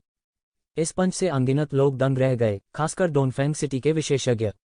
उन्हें सुखद आश्चर्य हुआ। उन्होंने कभी नहीं सोचा था कि झेंग बेई के पास वास्तव में लड़ने की इतनी ताकत होगी। इससे वे देख सकते थे कि झेंग बेई अपने चरम पर कितनी शक्तिशाली थी। इसमें कोई आश्चर्य नहीं था कि झेंग बेई रिट्रीट को कवर करने के लिए अकेले पीछे रह गई थी। ब्लड यूनियन के इतने सारे विशेषज्ञों का सामना करने के बाद भी वह भागने और वापस आने में कामयाब रहा। यदि आप मेरा सिर लेना चाहते हैं तो मुझे डर है कि यह आपके जैसे लोगों पर भरोसा करने के लिए पर्याप्त नहीं है जो अपना सिर छुपाते हैं और अपनी पूंछ दिखाते हैं। झेंग बेई ने उपहास किया। उसका रुग्ण चेहरा और भी अधिक पीला लग रहा था क्योंकि उसने अपनी युद्ध शक्ति को सक्रिय कर दिया था। हालांकि उनके पास अभी भी एक अजेय आचरण था। वह रुका नहीं और सीधे उस खून से रंगे लबादे वाले आदमी के सामने गया जिसका हाथ उड़ गया था। वह धीमा लग रहा था लेकिन वास्तव में वह बहुत तेज था। जब उसका आखिरी कदम उतरा तो उसकी आकृति पहले से ही खून से सने लबादे वाले आदमी के सामने थी। नहीं नहीं, खून से रंगे लबादे वाले आदमी ने डरते हुए कहा। झेंग बेई के सामने उन्हें सच में लगा कि मौत करीब आ रही है। आसन मृत्यु की निराशा ने उन्हें लगभग पागल कर दिया था। अब एक निराशाजनक स्थिति में मजबूर होने की निराशा एक बार फिर उनके दिलों में प्रकट हो गई थी। आओ और मुझे बचाओ, तुम मुझे मरते हुए नहीं देख सकते। इस समय दूसरे लोग स्तब्ध लग रहे थे और एक पल के लिए भी कोई प्रतिक्रिया नहीं दे सके। झेंग बेई ने एक मुक्का मारा और शून्य में एक भयानक चक्रवात बना दिया। यह सिर्फ एक साधारण मुक्का था, लेकिन इसने ट्रांसेंडेंस थर्ड स्काई के शिखर की भयानक ताकत को प्रतिबिंबित किया। यहाँ तक अगर वे सभी ट्रांसेंडेंस थर्ड स्काई में थे तो स्पष्ट रूप से उनके और झेंग बेई के बीच एक बड़ा अंतर था। सब कुछ बहुत तेजी से हुआ। इससे पहले कि भीड़ प्रतिक्रिया कर पाती, खून से रंगे लबादे वाले आदमी के शरीर में घूंसा पहले ही फूट चुका था। टकराना, खून से रंगे लबादे वाले आदमी के शरीर को तुरंत छेद कर दिया गया, जिससे एक बड़ा छेद हो गया। खून से सने लबादे वाला आदमी अभी भी अविश्वास में जेंग बेई को देख रहा था। उसके शरीर में जीवन शक्ति तेजी से छिन्न भिन्न हो गई थी। यह बहुत भयानक था। खून से लथपथ रक्त संघ के सदस्य भयभीत थे। यह दूसरा वाला था। ब्लड वर्ल्ड में वर्तमान लोगों के लिए ट्रांसेंडेंस दायरे के तीसरे स्तर को पहले से ही चरम युद्ध शक्ति माना जाता था। हालांकि जेंग बेई के हाथों में वे चींटियों की तरह थे। उनमें से 2 आसानी से मारे गए। किसी को पता होना चाहिए कि ये दोनों भी सामान्य लोग नहीं थे। हालांकि वे ब्लड युआन पिल पर भरोसा करने वाले आवारा कुत्तों की तरह जीवित रहने के लिए संघर्ष कर रहे थे, फिर भी वे अपनी अपनी सेना में शीर्ष प्रतिभाशाली थे। वे अत्यंत प्रतिभाशाली भी थे। लेकिन अब जेंग बेई ने उन्हें आसानी से मार डाला। इस समय हर कोई थोड़ा पछता रहा था। वे थोड़े बहुत आत्मविश्वासी और अहंकारी थे। मूल रूप से उन्होंने सोचा था कि जब तक शहर के बाहर खून का प्रकोप शहर में कई बाधाओं और बचावों में देरी कर सकता है, तब तक वे व्यक्तिगत रूप से जेंग बेई को दबा सकते हैं। उन्हें लगा कि यह पूरी तरह से संभव है। उन्होंने ट्रांसेंडेंस थर्ड स्काई में 16 विशेषज्ञों को भी भेजा, रक्त संघ के लिए, जिसकी एक गहरी नींव थी। हालांकि इसे पूरी तरह से बाहर जाने के रूप में नहीं माना जाता था, उनके लिए जेंग बेई पर ध्यान देना पर्याप्त था। केवल अब उन्हें एहसास हुआ कि उन्होंने जेंग बेई पर कितना भी ध्यान दिया हो, फिर भी उन्होंने पाया कि उन्होंने उसे कम करके आंका था। इसके अलावा उन्होंने जेंग बेई को न केवल कम करके आंका था, उनके दिलों में घोर अनिच्छा की लहर दौड़ गई। हालांकि वे रक्त की दुनिया में गिर गए थे और बाहर भी नहीं निकल सकते थे, फिर भी उनका अपना गौरव और दृढ़ता थी। हालांकि वे बाहर नहीं निकल सके, फिर भी वे बाहर के लोगों से बुरे नहीं थे। वे सभी बाहर के लोग जीनियस थे, वे सभी जीनियस थे, वे सभी जीनियस थे, वे सभी जीनियस थे, वे सभी एलीट थे। लेकिन उन्हें बाहर धूप का आनंद लेने की अनुमति क्यों दी गई, जबकि उन्हें रक्त की दुनिया में रहना था और अपने जीवन को लंबा करना था? यह उनके दिलों में विकृत असंतोष का सबसे बुनियादी कारण भी था। लेकिन अब जेंग बेई के सामने, जिन्होंने उनसे कुछ 100 साल कम खेती की थी, उन्होंने महसूस किया कि सैकड़ों और हजारों सालों से जमा किए गए सारे गौरव को उनके द्वारा एक पल में बेरहमी से कुचल दिया गया था। उनकी धीमी साधना को ब्लड वर्ल्ड के नियमों के दमन का परिणाम कहा जा सकता है। ब्लड युआन अमृत को शुद्ध करने के लिए वे जीवित रहने के लिए बेईमान तरीकों का सहारा लेंगे। हालांकि यह उसी दायरे में था। वे जेंग बेई से पूरी तरह हार गए थे। 2 महान विशेषज्ञ उसकी कुछ चालों का भी सामना नहीं कर सके। इससे वे पूरी तरह अवाक रह गए। वे जेंग बेई से हीन थे। भले ही वे ब्लड वर्ल्ड में नहीं थे, फिर भी वे जेंग बेई से हीन थे। क्यों? जेंग बेई जैसा व्यक्ति क्यों नहीं हो सकता? वे उस जीवन का आनंद क्यों ले सकते हैं जिसके लिए हर कोई बाहरी दुनिया में तरसता है और भविष्य में पूर्वज बन जाता है, लेकिन उन्हें रक्त की दुनिया में रहना पड़ता है और जीवित रहने के लिए संघर्ष करना पड़ता है? भगवान, तुम अंधे हो। यह बहुत अनुचित है। पीछे हटने का विचार उनके मन में अंकुरित हो चुका था। उन्हें आखिरकार एहसास हुआ कि आज वे थोड़े उतावले लग रहे थे। उन्हें वास्तव में आश्चर्य हुआ कि जेंग बेई, जो पहले से ही गंभीर रूप से घायल थी, के पास वास्तव में इतनी भयानक युद्ध शक्ति थी। जब वह अपने चरम पर था तब से वह लगभग खराब नहीं था। यह वास्तव में एक बहुत बड़ी गलती थी कि कोई विशेषज्ञ नहीं आया जो व्यक्तिगत रूप से उससे मुकाबला कर सके। हालांकि इस समय जेंग बेई के गालों पर एक अजीब सा निखार दिखाई दिया। तभी उसके मुंह के कोने पर खून के निशान दिखाई दिए। वो घायल हुआ। वह अभी भी घायल था। ये ज़िवेन ने स्पष्ट रूप से देखा कि जेंग बेई इतनी बहादुर नहीं लग रही थी। वे चोटें स्पष्ट रूप से उनके लिए एक घातक खतरा थीं। ऐसी स्थिति में जहां वह पूरी तरह से ठीक नहीं हुआ था, वास्तव में उसे एक ही क्षेत्र के इतने सारे विशेषज्ञों से लड़ना पड़ा था। सिर्फ 2 लड़ाइयों के बाद उसका शरीर इसे सहन नहीं कर सका। जेंग बेई के मुंह के कोने से खून बहने लगा, लेकिन उसका शरीर अभी भी चीड़ के पेड़ की तरह सीधा था जो जाने नहीं दे रहा था। एक के बाद एक कई विशेषज्ञों ने कहा, अच्छा नहीं है। जेंग बेई का शरीर पूरी तरह से ठीक नहीं हुआ है। कानून के चरण के दायरे के तीसरे आकाश के इतने सारे विशेषज्ञों के खिलाफ लड़ना वास्तव में उसके लिए बहुत ज्यादा है। यह जारी नहीं रह सकता। भले ही जेंग बेई की युद्ध शक्ति अजेय हो, फिर भी वह इतने सारे लोगों से निपटने का कोई तरीका नहीं है। यह एक गलती है, एक गलती है। उसे अब तुरंत भाग जाना चाहिए। सब कुछ अभी भी किया जा सकता है। अगर वह इसी तरह जिद करता रहा तो यह सचमुच खत्म हो गया है। वह नहीं जा सकता। ये ज़िवेन ने जेंग बेई को घूरते हुए कहा, एक बार जब वह चला जाएगा तो न केवल शहर के सभी विशेषज्ञ पीड़ित होंगे, बल्कि सबसे महत्वपूर्ण बात यह है कि कानून के दायरे के तीसरे आकाश के वे विशेषज्ञ जो सिटी लॉर्ड्स मैंशन में उसकी रक्षा कर रहे हैं वध किया जाए। आपका मतलब है? मियाओ सीसी ने अविश्वास में कहा। हाँ, वह इन लोगों के लिए समय निकालने की कोशिश कर रहा है। ऐसा कहा जाता है कि जब जेंग बेई वापस आया तो वह एक दीपक की तरह था जिसका तेल खत्म हो गया था और किसी भी समय मरने वाला था। लेकिन अब उसे देखो, वह अभी भी कानून के चरण के दायरे के तीसरे आसमान के 2 विशेषज्ञों को मार डालो। ये स्पष्ट है कि इस अवधि के दौरान इन लोगों ने उसके इलाज के लिए कितना भुगतान किया है। अब वे केवल झेंग बेई को दुश्मनों से लड़ने के लिए अकेला छोड़ सकते हैं। वह बिल्कुल भी मदद नहीं कर सकता। ये ज़िवेन ने सिर हिलाया और कहा, झेंग बेई ब्लड यूनियन के लोगों को विलंबित करने के लिए अपने जीवन का उपयोग करना चाहती है। प्राच्य शहर एक बाधा द्वारा संरक्षित है। जब तक इन लोगों को देरी हो रही है तब तक शहर के टूटने की कोई चिंता नहीं है। अंत में भले ही वह युद्ध में मर जाता है, जब तक शहर में कानून के तीसरे आकाश के मूल विशेषज्ञ ठीक हो जाते हैं, वे शहर में कई सरणियों को सक्रिय कर सकते हैं और रक्तसांध के इन लोगों को पूरी तरह से दफन कर सकते हैं। कम से कम वे उन्हें भगा तो सकते हैं। गाओ हुआन ने आह भरी और कहा, वह सब कुछ अपने आप लेने जा रहा है। झेंग बेई एक पुरुष हैं। मैंने अपने जीवन में कभी किसी की प्रशंसा नहीं की, लेकिन मैं उनकी प्रशंसा करता हूँ। सिकुआन ने आकाश में झेंग बेई को देखते हुए कहा। हर किसी की नज़र में सिकुआन में आत्ममुग्धता की प्रवृत्ति थी। वह आमतौर पर बहुत जीवंत और चंचल था। हालांकि सभी जानते थे कि वह एक बहुत ही घमंडी व्यक्ति था। यहाँ तक जब एक शिवेन की बात आई थी तो वह कभी भी ईमानदारी से आश्वस्त नहीं हुआ था। इस समय हर कोई दुश्मन को मारना चाहता था, लेकिन वे शक्तिहीन थे।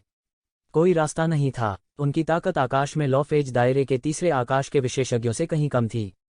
हालांकि झेंग बाई द्वारा सुअरों और कुत्तों की तरह आसानी से उनका वध कर दिया गया था, ऐसा इसलिए था क्योंकि झेंग बाई बहुत शक्तिशाली थी, इसलिए नहीं कि ये लोग पर्याप्त शक्तिशाली नहीं थे। ये ज़िवेन के शरीर पर मोटी ची उबलने लगी। जरूरत पड़ी तो वह कार्रवाई भी कर सकते हैं। हालांकि यह बहुत काम का नहीं हो सकता है। वह निश्चित रूप से कानून के चरण के दायरे के तीसरे आकाश के 1 या 2 विशेषज्ञों को देरी कर सकता है। शहर के कई जानकारों की आंखें छलक उठीं। उनका स्पष्ट रूप से एक ही विचार था, इस समय उन्हें झेंग बेई को अकेले लड़ने नहीं देना चाहिए। और अगर ये ज़िवेन और अन्य लोग इसे देख सकते हैं तो ब्लड यूनियन के लोग भी स्वाभाविक रूप से इसे देख सकते हैं। क्या तुम हमें डराने की कोशिश कर रहे हो? झेंग बेई की चोटें अभी ठीक नहीं हुई हैं। मुझे डर है कि वह अपनी रस्सी के अंत में है और मुश्किल से लटक रहा है। धिक्कार है, हम वास्तव में एक ऐसे व्यक्ति द्वारा मूर्ख बनाए गए थे जो मरने वाला था। उद्धरण चिन्ह। धिक्कार है कमीने, तुम्हारी हिम्मत कैसे हुई हमसे झूठ बोलने की? जब हम झेंग बेई को मार देंगे तो मैं निश्चित रूप से पूरे शहर का वध कर दूंगा। क्या अभेद्य शहर है? क्या इस दुनिया में ऐसी कोई जगह है? ऐसी जगह कैसे हो सकती है जो कभी नहीं गिरेगी? ब्लड यूनियन के कुछ विशेषज्ञ दहाड़े। उन्हें एहसास हुआ कि उन्हें झेंग बाई ने बेवकूफ़ बनाया है। इससे भी महत्वपूर्ण बात यह है कि वे झेंग बाई से डर गए थे। यह उनके लिए बिल्कुल असहनीय था। अच्छा नहीं है, हमें अभी भी धोखा दिया गया है। झेंग बेई समय के लिए रुकना चाहती है और ट्रांसेंडेंस दायरे के तीसरे स्तर पर उन विशेषज्ञों के ठीक होने का इंतजार करना चाहती है। हमें फिर से मूर्ख नहीं बनाया जा सकता है। जाओ, हमें उन लोगों से पहले झेंग बाई को मारना चाहिए। वापस करना। इस समय इन लोगों ने अंततः प्रतिक्रिया व्यक्त की। वे आखिरकार झेंग बेई की योजना को समझ गए। मूल रूप से वे इतने चिंतित नहीं थे। किसी भी मामले में झेंग बेई निश्चित रूप से मर चुकी होती अगर यह थोड़ा पहले या थोड़ी देर बाद होती। खासकर उसके लहूलुहान होने के बाद यह और भी अधिक था। वे देख सकते थे कि झेंग बेई गंभीर रूप से घायल थी। तो क्या हुआ अगर वह बहादुर और अजेय था? वह अभी भी मरा होगा। हालांकि उन्हें अचानक होश आ गया। झेंग बेई डोंगफेंग शहर में एकमात्र शीर्ष विशेषज्ञ नहीं थे। बात बस इतनी थी कि वे लोग अस्थायी रूप से ठीक होने में असमर्थ थे। एक बार जब वे ठीक हो गए तो वे निश्चित रूप से मर जाएंगे। आखिरकार यह डोंगफेंग सिटी थी। शहर में अनगिनत सीमाएं और गढ़ थे। यह मौत की एक भयानक भूमि थी। अगर यह इस तथ्य के लिए नहीं था कि वे डोंगफेंग शहर की सुरक्षा को नियंत्रित करने के लिए इन रक्तपिशाचों का उपयोग कर सकते थे, यहाँ तक वे मूर्खतापूर्वक शहर में घुसने की हिम्मत नहीं करते। सच्चाई वैसी ही थी जैसी उन्हें उम्मीद थी। ओरिएंटल सिटी, जिसने अपनी सुरक्षा को संयमित किया था, ने उन्हें अंदर जाने की अनुमति दी। हालांकि अब उन्हें एहसास हुआ कि अगर उन्होंने जल्दी नहीं की तो वे पूरी तरह से नष्ट हो सकते हैं और ओरिएंटल सिटी में दफन हो सकते हैं। इससे पहले झेंग बेई ने कहा था कि उन सभी को यहीं दफनाया जाएगा। यह अफसोस की बात थी। यह निश्चित रूप से सिर्फ एक शेख ही बघारने वाला नहीं था। यदि वे देरी करना जारी रखते हैं तो इसकी बहुत संभावना है कि यह एक वास्तविकता बन जाएगी। यह सोचकर हर कोई मदद नहीं कर सकता था, लेकिन थोड़ा चिंतित महसूस करता था। नहीं, अगर हम केवल इन बेकार लोगों पर भरोसा करते हैं तो हम कैसे झेंग बेई को गंभीर रूप से घायल कर सकते हैं और यहाँ तक उसे थकावट तक लड़ने के लिए मजबूर कर सकते हैं? तू ज़िवेन ने ब्रूबन के साथ कहा। हालांकि ये लोग भी कानून के घोषणापत्र के दायरे के तीसरे स्तर पर थे, लेकिन जब वह गंभीर रूप से घायल हो गया तब भी वे झेंग बेई के बराबर नहीं थे। अकेले रहने दे जब वह अपनी चरम अवस्था में था। इन लोगों की क्षमता के साथ भले ही रक्त संघ के अन्य विशेषज्ञों को शामिल किया गया हो, झेंग बेई को इस हद तक घायल करना असंभव था। ये ज़िवेन, जो समान स्तर के विशेषज्ञों का सफाया करने में भी सक्षम थी, को इसकी गहरी समझ थी। भले ही कानून घोषणापत्र क्षेत्र के दूसरे स्तर के दर्जनों विशेषज्ञों के एक समूह ने उसे घेर लिया हो, फिर भी उसे इस हद तक घायल करना असंभव था। ऐसा इसलिए था क्योंकि दोनों पक्षों की ताकत के बीच का अंतर एक निश्चित सीमा तक पहुंच गया था। अगर कोई झेंग बेई को इस हद तक घायल करना चाहता है, तो कम से कम एक व्यक्ति होना चाहिए जिसकी ताकत झेंग बेई के बराबर हो। कम से कम उस व्यक्ति को एक संभ्रांत व्यक्ति होना चाहिए जो झेंग बेई से ज्यादा कमजोर न हो। ब्लड एलायंस कई वर्षों से ताकत जमा कर रहा था, और यह आश्चर्य की बात नहीं होगी कि उनके पास कितने अभिजात वर्ग हैं। लेकिन अब जब यह विशेषज्ञ यहाँ दिखाई नहीं दिया, तो इसका मतलब यह हुआ कि वह भी काफी घायल हो गया था, इसलिए उसके यहाँ आने का कोई रास्ता नहीं था। अगर ऐसा होता तो सब कुछ समझ में आता। चूंकि दोनों पक्ष भारी रूप से घायल थे, यह इस पर निर्भर था कि कौन दूसरे को उसके ठीक होने से पहले मार सकता है। झेंग बाई मुस्कुराए। हालांकि उनकी साजिश को देखा गया था, लेकिन उनकी अभिव्यक्ति में जरा भी बदलाव नहीं आया। उसने जोर से कहा, झेंग बेई का महान सिर यहाँ है। इसे कौन काटेगा? झेंग बेई परेशान करने वाली है। सब लोग चलो सेना में शामिल हों और सबको डराने के लिए उसका सिर काट दें। इस समय खून से सने लबादे में एक आदमी जोर से चिल्लाया। इस समय हर कोई समझ गया कि यदि वे एक एक करके ऊपर जाते हैं तो यह उसके लिए भोजन पहुंचाने के समान होगा। अंत में झेंग बेई की मौत हो सकती है, लेकिन वे भी हताहत होंगे। सभी ने झिझकना बंद किया और एक के बाद एक हमला किया। Boom boom boom. कानून प्रकटीकरण क्षेत्र के तीसरे आकाश में 14 भयानक विशेषज्ञों ने अपनी पूरी ताकत से हमला किया।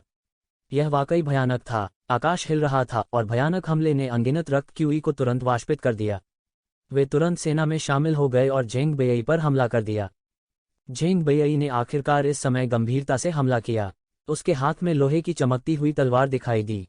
उसने एक कदम आगे बढ़ाया और उसका फिगर हवा में उड़ गया। उसके शरीर की सारी ची उबल गई और उसके शरीर पर एक सफेद वस्त्र बन गया। उन्होंने विभिन्न मार्शल आर्ट के संयुक्त हमले को तोड़ने के लिए अपनी तलवार का इस्तेमाल किया। एक के बाद एक भयानक हमले, दोनों ओर से मार्शल आर्ट कानूनों के साथ मिश्रित। वे आकाश में टकराकर बिखर गए। वे सभी विशेषज्ञ थे जिन्होंने ट्रांसेंडेंस क्षेत्र में कदम रखा था। उनमें से किसी को भी वर्तमान युग का मार्शल आर्ट मास्टर कहा जा सकता है। हालांकि वे केवल युवा पीढ़ी के विशेषज्ञ थे, शक्ति के मामले में वे पहले से ही पुरानी पीढ़ी के कई विशेषज्ञों को हरा सकते थे। बूम। भयानक टक्कर ने एक भयानक एयरवेव को सेट किया जो सीधे उड़ गया। हाफ स्टेप लॉ मैनिफेस्टेशन दायरे में कई योद्धा समय पर प्रतिक्रिया भी नहीं कर सके और उनके होश उड़ गए। वे शहर की दीवार से गिर गए और जल्दी से खून के प्यासे का भोजन बन गए जो लंबे समय से इंतजार कर रहे थे। यहां तक जिन लोगों को उड़ाया नहीं गया था, उन्हें भी खुद को उड़ाए जाने से बचाने के लिए शील्ड लगानी पड़ी थी। इस समय केवल कानून घोषणा क्षेत्र के विशेषज्ञ ही उन्हें रोक सकते थे। यह देखते हुए कि लड़ाई के बाद के परिणाम ने इतना नुकसान पहुंचाया है, झेंग बेई ने जोर से गाया और सीधे एक सफेद रोशनी में बदल गई जो आसमान में उड़ गई। उसके बाद रक्त संघ के 14 विशेषज्ञों ने बारीकी से पालन किया। वे झेंग बेई को जाने नहीं देना चाहते थे। Boom boom boom. आसमान में एक के बाद एक भयानक विस्फोट हुए। आकाश के बड़े क्षेत्र ढह गए और अनगिनत रक्त क्यूई विस्फोट हो गया, जिससे एक विशाल निर्वात बन गया। फिर अधिक रक्त क्यूई दूर से उस रिक्त स्थान को भरने के लिए आया, जिससे एक विशाल चक्रवात बन गया जिसने सब कुछ ढक लिया। इस समय ये ज़िवेन ने एक कदम आगे बढ़ाया और एक बहती रोशनी में बदल गई। उसने तुरंत उनका पीछा किया। ये कियान थोड़ी देर के लिए हिचकिचाया, लेकिन उसने और जियान वुशुन ने भी उनका पीछा किया। इस समय भीड़ के बीच कुछ बहने वाली रोशनी भी थी जो झेंग बेई और अन्य लोगों का पीछा करती थी और सीधे आगे बढ़ती थी। इन लोगों में वे मूल रूप से व्यवस्था प्रकटीकरण क्षेत्र के दूसरे स्वर्ग में थे। उनकी आभा से देखते हुए वे कानून घोषणापत्र क्षेत्र के दूसरे स्वर्ग के सामान्य विशेषज्ञ नहीं थे। वे ऐसे विशेषज्ञ थे जो कानून के प्रकटीकरण क्षेत्र के तीसरे स्वर्ग में सामान्य विशेषज्ञों के साथ मारपीट कर सकते थे। कम से कम वे अपनी रक्षा तो कर ही सकते थे, इसलिए उन्होंने उनका पीछा करने का साहस किया। यदि यह एक सामान्य व्यक्ति होता तो वे उनका पीछा करने की बिल्कुल भी हिम्मत नहीं करते। जब ये ज़िवेन पहुंचे तो वह केवल आसमान की गहराइयों से आने वाली लड़ाई के परिणाम को महसूस कर सकते थे। दोनों पक्षों की लड़ाई चरम सीमा पर पहुंच चुकी थी। पूफ। झेंग बेई की लंबी तलवार सीधे ब्लड यूनियन विशेषज्ञ के माध्यम से चुभ गई। तलवार की आभा ने उसके सड़े हुए आंतरिक अंगों को टुकड़े टुकड़े कर दिया, लेकिन साथ ही उसके शरीर पर कुछ निशान भी साफ नजर आ रहे थे। उस पर एक ही समय में कई विशेषज्ञों ने हमला किया और तुरंत मुंह भर खून उगल दिया। यदि वह अपनी चरम अवस्था में होता तो हमले के इस स्तर को ज्यादा नहीं माना जा सकता था, लेकिन मौजूदा झेंग बयाई के लिए यह पहले से ही एक गंभीर चोट थी जो उन्हें गंभीर रूप से घायल कर सकती थी। झेंग बयाई लगभग डगमगा गई और लगभग आसमान से गिर पड़ी। एक ब्लड यूनियन विशेषज्ञ आगे बढ़कर झेंग बयाई पर जानलेवा हमला करने वाला था। जहां तक उसके साथी की थी जिसे छुरा घोंपकर मार डाला गया था, उसने बिल्कुल भी परवाह नहीं की। अचानक एक धधकती हुई कृपाण आभा आकाश में उड़ गई। चमकदार कृपाण प्रकाश ने लगभग पूरे आकाश को ढक लिया और सीधे उसकी ओर गिर गया। इस घातक हमले को चकमा देते हुए वह तेजी से पीछे हट गया। यह कृपाण तेज और सटीक थी। यह निश्चित रूप से साधारण नहीं था। हालांकि वह पहले से ही एक ट्रांसेंडेंस रियल्म थर्ड स्काई विशेषज्ञ था, अगर वह वास्तव में इसकी चपेट में आ जाता तो वह शायद गंभीर रूप से घायल हो जाता, भले ही उसकी मृत्यु न हुई हो। हालांकि उनकी ताकत अभी भी बहुत भयानक थी और रक्त की क्षरण के कारण पहले से भी अधिक भयानक थी। उनके भौतिक शरीर की तुलना स्पष्ट रूप से तब नहीं की जा सकती थी जब वे अपने चरम पर थे। यदि यह कृपाण नीचे गिरती तो निश्चित रूप से वह गंभीर रूप से घायल हो जाता। इस समय उन्होंने देखा कि यह एक हरे रंग की आकृति थी। हरे कपड़ों में एक युवक आसमान में खड़ा था। उनका फिगर चीड़ के पेड़ की तरह सीधा था। उसके हाथ में हवा में एक ज्वलनशील लंबी कृपाण थी। उसका रक्त क्यूई भी कर्कश आवाज के साथ जल रहा था। उसकी आंखों में तिरस्कार का भाव था। यह ऐसा था जैसे वह सीव में कुछ कष्टप्रद कीड़ों को देख रहा हो। हाँ, यह इस तरह की टकटकी थी। यह लगभग झेंग बयाई की नज़र जैसी ही थी। यह बहुत परेशान करने वाला था। इसने लोगों को उसकी आंखों की पुतलियों को खोदने के लिए प्रेरित किया। वह अपने दिल में दहाड़ रहा था, आप क्या जानते हैं? आप क्या जानते हैं? क्या आप रक्त संसार में जीवित रहने के लिए संघर्ष करने का दर्द जानते हैं? आप हमें ऐसी आंखों से क्यों देख रहे हैं? धिक्कार है, धिक्कार है, धिक्कार है। झेंग बयाई के बारे में भूल जाए। आपको क्या लगता है कि आप कौन हैं? बच्चे, तुम मौत को दावत दे रहे हो। उस ब्लड यूनियन विशेषज्ञ की आंखें लाल हो गईं और वह ठंडेपन से येशिवेन को घूरने लगा। उसके दिल में गुस्सा इतना तीव्र था कि ऐसा लग रहा था जैसे वह स्वर्ग की तिजोरी से जल सकता है। बस कुछ कीड़े जो केवल छाया में रह सकते हैं, येशिवेन ने कहा। मैं पहले तो हिलना नहीं चाहता था, लेकिन मैं वास्तव में आप लोगों को संख्याओं के साथ हमला करते हुए नहीं देख सकता। चाल चले, सिर्फ तुम। आप हाफ स्टेप ट्रांसेंडेंस दायरे में सिर्फ एक चींटी हैं। आप वास्तव में सोचते हैं कि आप एक बड़े शॉट हैं, है ना? ब्लड यूनियन विशेषज्ञ ठंडेपन से चिल्लाया। उसके शरीर से भयानक हत्या के इरादे ने आकाश और पृथ्वी को ढंक दिया जैसे ही वह येशिवेन की ओर बढ़ा। आपको जल्द ही पता चल जाएगा कि मैं शेखी बघार रहा हूं या नहीं। चलो बात करते हैं, अगर तुम मेरी कृपाण ले सकते हो। येशिवेन ने उपहास किया। उसने लापरवाही से हवा में कुछ पकड़ लिया और एक जानलेवा हथियार पकड़ लिया जो सिर से पांव तक एक भयानक अशुभ आभा को बाहर निकाल रहा था। मुझे क्या करना चाहिए? मैं इस ब्लेड को बहुत अच्छी तरह नियंत्रित नहीं कर सकता। अगर मैं मर जाऊं तो मुझे दोष मत दो। ब्लड यूनियन विशेषज्ञ के दिल में अचानक एक बुरा भाव आया। इस जानलेवा कृपाण ने उसे बाहर निकलते ही बहुत बुरा एहसास दिया। इस बर्फ सफेद जानलेवा कृपाण ने उसे एक बेहद खतरनाक एहसास दिया, जैसे कि कोई बेजोड़ जानवर उसमें रेंग रहा हो। येशिवेन ने एक गहरी सांस ली। उसका हाथ थोड़ा कांप रहा था। इमेजेंस इमोर्टल एक्सटर्मिनेटिंग सेबर पूरी तरह से उत्साहित लग रहा था और येशिवेन के हाथों से बचना चाहता था। इसके तुरंत बाद उन्होंने कृपाण लहराए। यह सिर्फ एक साधारण साबर स्लैश था, लेकिन येशिवेन के शरीर में क्यूई एक धार की तरह थी। बांध की बाधा के बिना यह पागलपन से लंबी कृपाण की ओर बढ़ गया। फिर यह एक चौंकाने वाली कृपाण आभा में बदल गया और तुरंत बाहर निकल गया। बजना, कृपाण आभा तुरंत बह गई और यह अविश्वसनीय रूप से तेज थी। बड़ी मात्रा में रक्त आभा तुरंत अलग हो गई और जैसे कि यह सब कुछ कुचल सकता है, यह हवा में क्षैतिज रूप से कट गया। भले ही इसे ब्लड एलायंस तक पहुंचना अभी बाकी था, भयानक अवसर ब्लड एलायंस एलीट पर पहले ही बंद हो चुका था। गुंजन, भयानक कृपाण आभा ने तुरंत कृपाण को छोड़ दिया और एक भयानक कृपाण आभा को काट दिया जो सैकड़ों मीटर लंबी थी। यह ब्लड यूनियन विशेषज्ञ की ओर फिसला। लानत है, धिक्कार है। ब्लड यूनियन विशेषज्ञ ने हाथ की सील की एक श्रृंखला बनाई और कृपाण आभा को रोकने की कोशिश करते हुए हवा में एक रक्तज्वार बनाया। यह एक विशाल महासागर की तरह था जो कृपाण आभा को उलट देना चाहता था। हालांकि यह कृपाण आभा एक विशाल और क्रूर जानवर की तरह थी। यह रक्तज्वार के माध्यम से फिसल गया और अनगिनत रक्तज्वारों को नष्ट कर दिया। कृपाण आभा को नीचे गिरने से रोकने का कोई उपाय नहीं था। बूम! ब्लड यूनियन विशेषज्ञ पर कृपाण का प्रभामंडल गिरा। ब्लड यूनियन विशेषज्ञ चिल्लाया और बाहर कूद गया। उसके शरीर पर चौंकाने वाला घाव था। यह उसके सिर के ऊपर से उसके शरीर के निचले आधे हिस्से तक गया। इस भयानक कृपाण आभा से वह लगभग आधा कट गया था, लेकिन फिर भी इस कृपाण आभा ने उसके शरीर पर एक पल में सभी सुरक्षा को तोड़ दिया। यहाँ तक उसका पृथ्वी स्तर का आंतरिक कवच भी एक पल में बिखर गया। कोई सोच सकता है कि इस कृपाण की शक्ति कितनी भयानक थी। इस समय वह केवल येक्षिवेन को एक डरावनी निगाह से देख सकता था। इस समय ये कियान और जियान वुशुन बस पहुंचे और उन्होंने ऐसा चौंकाने वाला दृश्य देखा। पारलौकिक क्षेत्र के तीसरे स्वर्ग का एक विशेषज्ञ वास्तव में ये जिवेन के हाथों ऐसी दयनीय स्थिति में था। यदि उसके पास कई रक्षात्मक जादुई हथियार नहीं थे तो वह कृपाण आभा ट्रांसेंडेंस दायरे के तीसरे स्वर्ग के एक विशेषज्ञ को आधे में काटने के लिए पर्याप्त थी। हालांकि फिर भी यह काफी चौंकाने वाला था। आखिरकार पारलौकिक क्षेत्र के दूसरे स्वर्ग और पारलौकिक क्षेत्र के तीसरे स्वर्ग के विशेषज्ञ के बीच बहुत अंतर था। इसे आसानी से पार नहीं किया जा सकता था। वे बहुत स्पष्ट थे कि यद्यपि येजिवेन की ताकत खराब नहीं थी, यह उस बिंदु तक नहीं थी जहां वह आसानी से पारलौकिक क्षेत्र के तीसरे स्वर्ग के एक विशेषज्ञ को घायल कर सके। केवल एक ही कारण था और वह था उसके हाथ में जानलेवा कृपाण। वास्तव में उन सभी ने उस कृपाण को पहले देखा था क्योंकि येजिवेन ने कृपाण का उपयोग ये कियान के कंधे के ब्लेड पर चेन खोलने के लिए किया था। हालांकि उस समय सभी को लगा कि कृपाण अतुलनीय रूप से तेज है। उन्होंने नहीं सोचा था कि इसमें इतनी भयानक शक्ति होगी। ट्रांसेंडेंस दायरे के तीसरे स्वर्ग में रक्त संघ विशेषज्ञ लगभग मारे गए थे। यह बहुत चौंकाने वाला था। कितना शक्तिशाली प्रहार है। यह व्यक्ति कौन है? वह इतना शक्तिशाली कैसे हो सकता है? इस समय शहर में अनगिनत विशेषज्ञों ने यह दृश्य देखा और सभी हैरान रह गए। भले ही अधिकांश लोगों का ध्यान झेंग बाई और अन्य अभिजात वर्ग के बीच लड़ाई से आकर्षित हुआ, जब झेंग बाई ने एक रक्त गठबंधन अभिजात वर्ग को मौत के घाट उतार दिया तो भीड़ ने खुशी मनाई। जब झेंग बइयई को कई बार झटका लगा तो हर कोई डर के मारे चिल्ला उठा।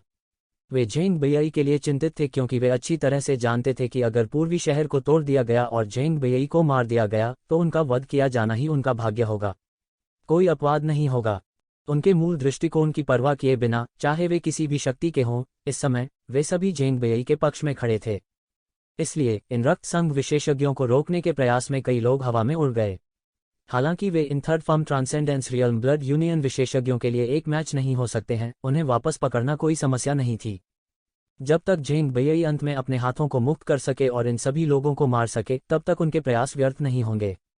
इन लोगों में ये जिवेन, जो मूल रूप से ट्रांसेंडेंस दायरे के मध्य चरण में केवल आधा कदम था, सबसे कम आशावादी था।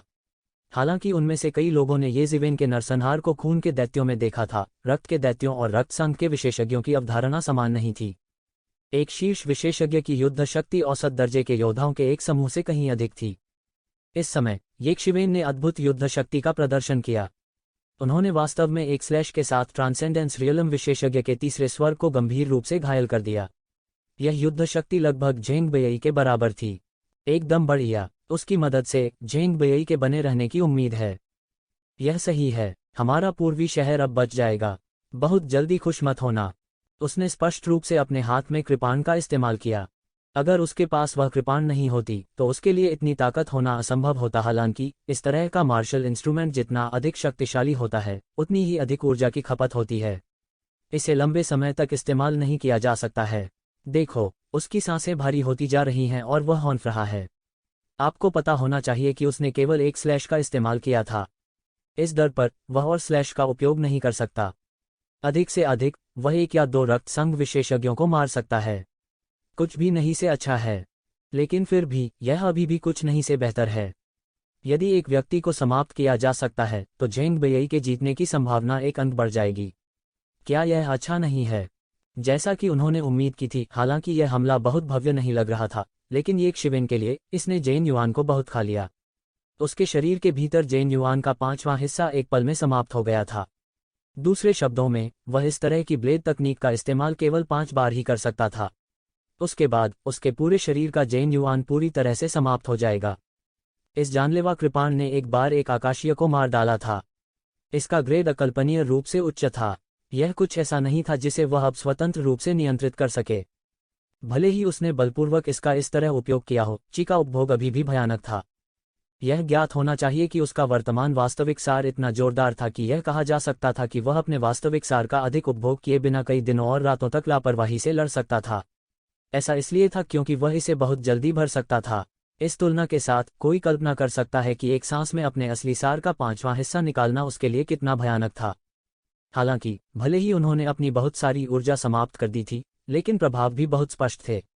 यदि वह ब्लड एलायंस के स्थान पर होता तो चाहे वह कुछ भी करे, अधिक से अधिक, वह केवल इस ब्लड एलायंस एलीट को ही रोक पाएगा। यह पहले से ही बहुत अच्छा होगा यदि वह उसे हल्की चोट पहुंचा सके, उसे इतना भारी नुकसान तो और भी कम है। उनके सामने ब्लड यूनियन विशेषज्ञ उनके द्वारा केवल एक बार से गंभीर रूप से घायल हो गए थे। यदि वह इमेजेंस इमोर्टल एक्सटर्मिनेटिंग सेबर का उपयोग नहीं करता तो ऐसा करना उसके लिए असंभव होगा। येशिवेन की सांसें धीरे धीरे तेज होने लगीं। वह मुस्कुराया, मैंने पहले भी कहा है, जब तुम मरो तो मुझे दोष मत दो। येशिवेन ने उपहास किया।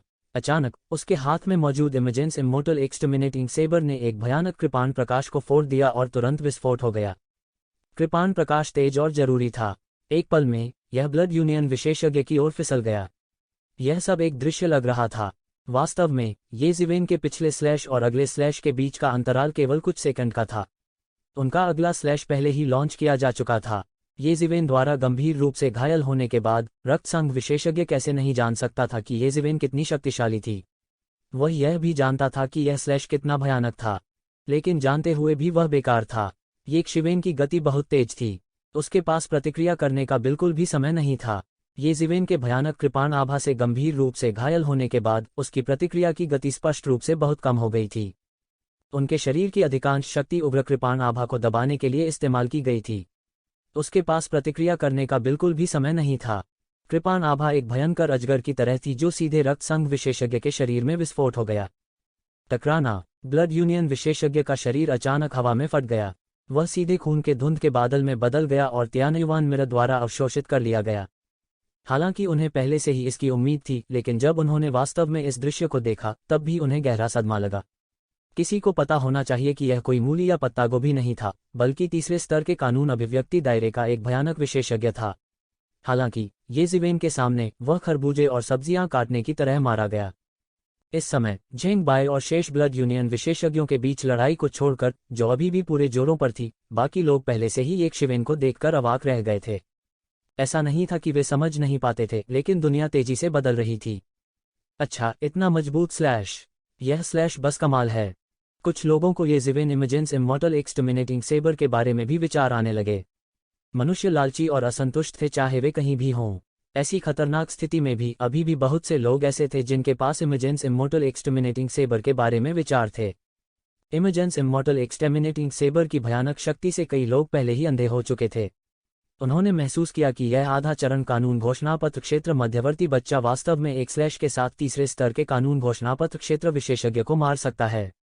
यदि वे होते तो क्या उसे प्राप्त करके संसार में अजेय न हो जाते? कम से कम वे लहू क्षेत्र में अपराजेय होंगे। इस तरह के एक अच्छे खजाने को आधे अधूरे कानून के प्रकटीकरण के दायरे में इंटरमीडिएट के बच्चे के हाथों में कलंकित नहीं होना चाहिए। केवल वे ही ऐसे अनुपम अच्छे कृपाण के योग्य थे। वे पूरी तरह से भूल गए थे कि यद्यपि येशिवेन ने ताकत के मामले में इमेजेंस इमॉर्टल एक्सटर्मिनेटिंग सेबर की शक्ति उधार ली थी, लेकिन वह पहले से ही दूसरे स्तर के लॉ मैनिफेस्टेशन दायरे में सर्वश्रेष्ठ थे। यदि यह कानून घोषणापत्र क्षेत्र का तीसरा स्तर विशेषज्ञ होता तो यह ठीक होता। हालांकि इन कुछ ही लोगों के साथ वे येशिवेन के इमेजेंस इमॉर्टल एक्सटर्मिनेटिंग सेबर के बारे में विचार रखना चाहते थे। यह मौत को दावत देने के समान था। हा, येशिवेन, यह अब तक का सबसे अच्छा रक्तसार है जिसे मैंने आत्मसात किया है। जल्दी करो और कुछ और विशेषज्ञों को मार डालो और उनके सभी रक्तसार को अवशोषित करो। इस तरह तियानयुआन मिरर को और बेहतर बनाया जा सकता है। येमो ने हंसते हुए कहा। उनका लहजा भी असामान्य रूप से उत्साहित था। येशिवेन थोड़ी असहाय थी। यह तीसरे स्तर का कानून घोषणापत्र क्षेत्र विशेषज्ञ था। क्या उसने सोचा कि वह सड़क पर मूली या गोभी था? उसने जितने चाहा उतने मारे। बड़ी संख्या का उल्लेख नहीं, केवल उसकी शक्ति ही अपर्याप्त थी। वह अच्छी तरह जानता था कि उसने अभी अभी उसे गंभीर रूप से घायल करने और फिर उसे मारने के लिए इमेजेंस इमॉर्टल एक्सटर्मिनेटिंग सेबर उधार लिया था, लेकिन फिर भी उसकी चीका 2/5 भाग खींच लिया गया था। दूसरे शब्दों में, वह अधिक समय तक युद्ध नहीं कर सका। अगर उसे घेर लिया गया था तो वह इमेजेंस इमॉर्टल एक्सटर्मिनेटिंग सेबर का इस्तेमाल बिल्कुल नहीं करेगा। अन्यथा वह बस परेशानी मांग रहा होता। यदि येशिवेन ट्रांसेंडेंस क्षेत्र के तीसरे या चौथे स्वर्ग में बड़ी संख्या में विशेषज्ञों को मारना चाहते हैं तो उन्हें ऐसा करने में सक्षम होने के लिए हाफ स्टेप ट्रांसेंडेंस दायरे या यहां तक ट्रांसेंडेंस दायरे में प्रवेश करना होगा। वह जोर से हौंफ रहा था। उसकी चीका 2/5वां भाग एक ही बार में निकाल लिया गया था। अपनी ताकत से भी इतनी आसानी से उससे निपटना उसके लिए नामुमकिन था। बाहरी लोगों की नज़रों में वह लगभग थक चुका था। आखिरकार, अगर ट्रांसेंडेंस दायरे के मध्य चरण में एक योद्धा के पास एक अद्वितीय तलवार नहीं थी, तो वह ट्रांसेंडेंस दायरे के तीसरे स्वर्ग में एक विशेषज्ञ को कैसे धमकी दे सकता था? दोनों कृपाणों की ताकत को सभी ने अपनी आंखों से देखा था। हाफ स्टेप ट्रांसेंडेंस दायरे के मध्य चरण में एक योद्धा की ताकत के अनुसार 2 कृपाण उसकी सीमा होनी चाहिए। यहाँ तक हाफ स्टेप ट्रांसेंडेंस दायरे के मध्य चरण में एक साधारण विशेषज्ञ भी एक कृपाण को स्विंग करने में सक्षम नहीं हो सकता है। तथ्य यह है कि वह अपनी कृपाण को 2 बार घुमाने में सक्षम था, पहले से ही कई लोगों की अपेक्षाओं से परे था। टस्क टस्क, बच्चे, कृपाण सौंप दो। इतनी अच्छी चीज ऐसी चीज नहीं है जिसे आप नियंत्रित कर सकते हैं। इस समय ब्लड यूनियन का एक विशेषज्ञ बुरी तरह से हंसा और येज़िवेन की ओर झपटा, जो बीच हवा में हौंफ रहा था। हालांकि वह अभी भी इमेजेंस इमॉर्टल एक्सटर्मिनेटिंग सेबर से थोड़ा डरता था, लेकिन वह पहले से ही इमेजेंस इमॉर्टल एक्सटर्मिनेटिंग सेबर के प्रलोभन से आकर्षित था। उसने ज्यादा नहीं सोचा। उसकी राय में येज़िवेन ने पहले ही अपनी ची को समाप्त कर दिया था। इमेजेंस इमॉर्टल एक्सटर्मिनेटिंग सेबर को नियंत्रित करना जारी रखना उनके लिए असंभव था। इमेजेंस इमॉर्टल एक्सटर्मिनेटिंग सेबर के बिना येज़िवेन उसके ध्यान के योग्य नहीं था। उनकी नज़रों में येज़िवेन एक बच्चा था जिसके हाथ में सोने की एक बड़ी पिंड थी और वह एक व्यस्त बाजार में घूम रहा था। उसके चारों ओर लालची आंखें थीं। हमेशा ऐसे लोग होंगे जो इसे छीने बिना नहीं रह सकते थे। येज़िवेन ने उपहास किया। क्या वे वास्तव में सोचते थे कि वह एक बच्चा था जो वापस नहीं लड़ सकता था? क्या मजाक! पहले उसने इन लोगों के लालच के कारण इमेजेंस इमॉर्टल एक्सटर्मिनेटिंग सेबर को गुप्त रखना चुना। चाहे वे किसी भी कुल के हों, एक ही था। लालच, यह हमेशा लालच था। हालांकि उनके पास अब अभिनय करने के अलावा कोई विकल्प नहीं था। उसे झेंग बेइई की मदद करनी पड़ी। जैसा कि सिको यान ने कहा था, झेंग बेइई एक असली मर्द थे। यह उसकी ताकत के कारण नहीं, बल्कि उसके कार्यों के कारण था। वह एक असली आदमी था। कम समय में अपनी लड़ाकू शक्ति को बढ़ाने के लिए वह केवल एक चीज का इस्तेमाल कर सकता था, वह थी इमेजेंस इमॉर्टल एक्सटर्मिनेटिंग सेबर। इसलिए वह केवल इमेजेंस इमॉर्टल एक्सटर्मिनेटिंग सेबर को बेनकाब करने का विकल्प चुन सकता था। हालांकि यह सोचना एक बड़ी गलती होगी कि वह सोने की डली पकड़े हुए सिर्फ एक बच्चा था। क्या होगा अगर सोने की डली पकड़े हुए यह बच्चा मार्शल आर्ट जानता हो? वह सबकी कल्पना से बिल्कुल परे था। अब जब तक कि पारलौकिक क्षेत्र के तीसरे स्वर्ग के विशेषज्ञ ने उसके खिलाफ कोई कदम नहीं उठाया, यह एक तरफा वध होगा। वे उसके विरोधी कतई नहीं होंगे। एक बार जब उन्होंने 9 ओरिफिस स्पिरिचुअल पिल को सफलतापूर्वक परिष्कृत कर लिया, तो उनकी ताकत में गुणात्मक उछाल आ जाएगा। ब्लड वर्ल्ड में कोई भी उसकी नज़रों में नहीं होगा। यहाँ तक अन्य सुपर समुद्री क्षेत्रों के विशेषज्ञ भी उसकी नज़रों में नहीं होंगे। इसके अलावा यहाँ तक वर्तमान में भी वह कम से कम खुद को ट्रांसेंडेंस थर्ड हेवन विशेषज्ञ के खिलाफ बचा सकता था। इसके अलावा उसके पास अभी भी इमेजेंस इमॉर्टल एक्सटर्मिनेटिंग सेबर था। जिसने भी उसे निशाना बनाने की हिम्मत की, वह मौत को दावत दे रहा होगा। उसी क्षण ब्लड यूनियन का वह विशेषज्ञ पहले ही येज़िवेन के सामने आ गया था। बजना बजना, 2 चौंकाने वाली तलवारें आकाश से उतरी और रक्त संघ के उस विशेषज्ञ की ओर झपटीं। ये कियानकियान और जियान वुशुंग थे। ये कियानकियान की तलवार की रोशनी सीधे पूरे आकाश को जम गई, हजारों मील बर्फ में सील कर दिया। जियान वुशुंग की तलवार की आभा में कोई अतिरिक्त विशेषता नहीं थी। यह केवल तेज, चालाक और शातिर था। इसने सीधे रक्त संघ के उस विशेषज्ञ को मार डाला। तुम सब मेरे रास्ते से हट जाओ, मुझे परेशान मत करो। ब्लड यूनियन का वह विशेषज्ञ दहाड़ता है और तलवार के 2 प्रभामंडल को पकड़ने के लिए अपने हाथ खोल देता है। हालांकि उन्होंने स्पष्ट रूप से ये कियानकियान और जियान वुशुंग की तलवार और रास को कम करके आंका। वे पारलौकिक क्षेत्र के सामान्य विशेषज्ञ नहीं थे। हालांकि जियान वुशुंग केवल ट्रांसेंडेंस क्षेत्र के पहले स्वर्ग के शिखर पर था, उसकी तलवार की आभा इतनी तेज थी कि ये कियानकियान भी तुलना नहीं कर सकता था। वह एक सच्चे तलवार कृषक थे। ऐसा इसलिए था क्योंकि तलवार चलाने वाले सभी विशेषज्ञ तलवार कृषक नहीं कहे जा सकते थे। केवल वे ही जो वास्तव में तलवार को अपना जीवन मानते थे और तलवार के साथ एक हो जाना चाहते थे, तलवार की खेती करने वाले कहे जा सकते थे। तलवार की खेती करने वाले की विनाशकारी शक्ति सभी के लिए स्पष्ट थी। टकराना टकराना, 2 जोर के विस्फोटों के साथ भयानक शक्ति सीधे उसके हाथों में फट गई, जिससे वे खून से सराबोर हो गए और सड़ा हुआ मांस हर जगह उड़ गया। यहाँ तक उसकी उंगलियों की सफ़ेद हड्डियां भी देखी जा सकती थीं। यह असामान्य रूप से भयावह दृश्य था। ब्लड यूनियन का वह विशेषज्ञ चीख उठा। हालांकि इस समय वह अब इसकी परवाह नहीं कर सकता था। उनकी नज़र में येज़िवेन का इमेजेंस इमॉर्टल एक्सटर्मिनेटिंग सेबर अधिक महत्वपूर्ण था। जब तक उसके पास इमेजेंस इमॉर्टल एक्सटर्मिनेटिंग सेबर था, वह पूरी ब्लड वर्ल्ड पर हावी हो सकता था। वह जो चाहे प्राप्त कर सकेगा। एक पल में वह पहले ही येज़िवेन के सामने दौड़ पड़ा। उसने एक भयानक मुस्कान के साथ यक्षवेन को देखा और कहा, बच्चे, इस कृपाण को सौंप दो और मैं तुम्हारी लाश को वैसे ही छोड़ सकता हूँ। मैं तुम्हें रक्तयुवान की गोली में नहीं बदलूंगा। फिर खूनी बड़े हाथों का जोड़ा उसे पकड़ने के लिए यक्षवेन की ओर बढ़ा। मनुष्य धन की खोज में मर जाता है और पक्षी भोजन की खोज में मर जाते हैं। तुम अन्याय से नहीं मरोगे। अचानक यज़िवेन, जो उसके सामने था, ने कुछ ऐसा कहा जो उसके लिए बहुत ही अकथनीय लग रहा था। हालांकि इससे पहले कि वह कुछ सोच पाता, अचानक उसके सामने एक चकाचौंध भरी नजर आई। एक भयानक कृपाण आभा तुरंत उसके सामने से निकली और सीधे उसके शरीर में जा घुसी। वह, जो लगभग रक्षाहीन था, मौके पर ही दो हिस्सों में बंट गया। वह बिल्कुल तैयार नहीं था। उसने अपने दिल में पहले ही पुष्टि कर ली थी कि यक्षवेन के पास इसे चलाने की ताकत नहीं होनी चाहिए। इमेजेंस इमॉर्टल एक्सटर्मिनेटिंग सेबर के प्रलोभन के साथ वह बिना किसी बचाव के सीधे भाग गया।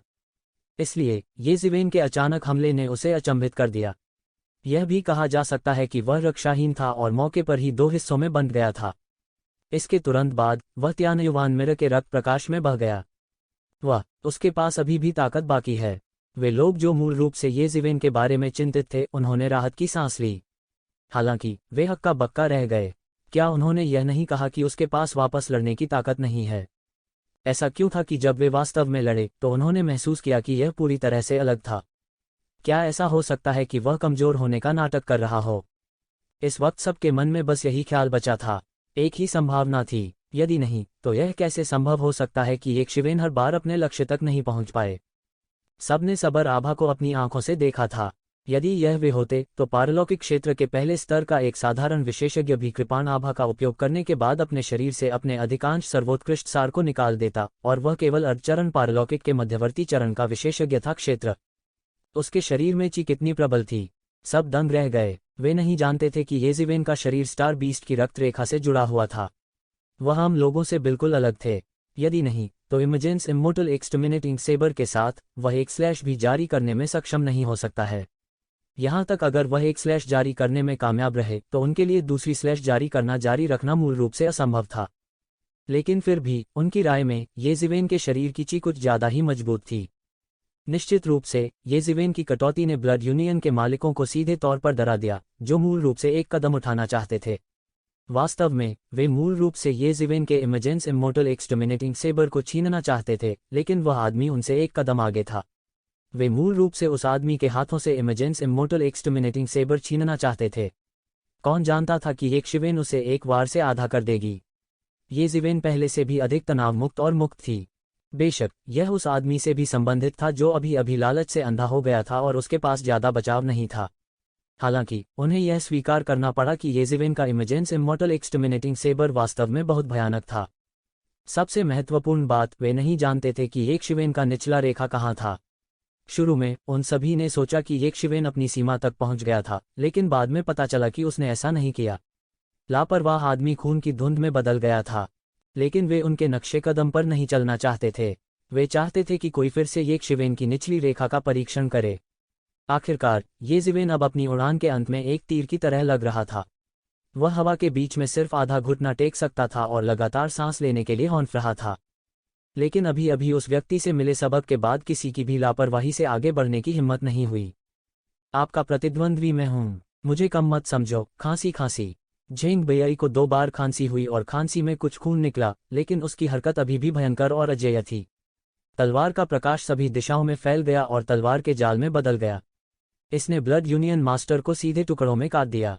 यह पहले से ही चौथा ब्लड यूनियन मास्टर था जिसे उसने मारा था।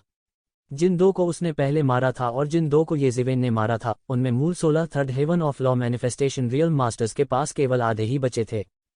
यह नुकसान छोटा नहीं था, लेकिन इन ब्लड यूनियन के लोगों का हार मानने का इरादा नहीं था, क्योंकि झेंग बेई के पास केवल एक सांस बची हुई लग रही थी। वह कभी भी हवा के साथ गिर सकता था। हालांकि वह अभी भी बहादुर और अजेय था। हर कोई देख सकता था कि वह वास्तव में अपने जीवन के अंत में था। उपचार के इन दिनों के परिणाम भी अभी अभी युद्ध में पूरी तरह खा गए। उनकी सांसें पहले से ही बेहद कमजोर थीं।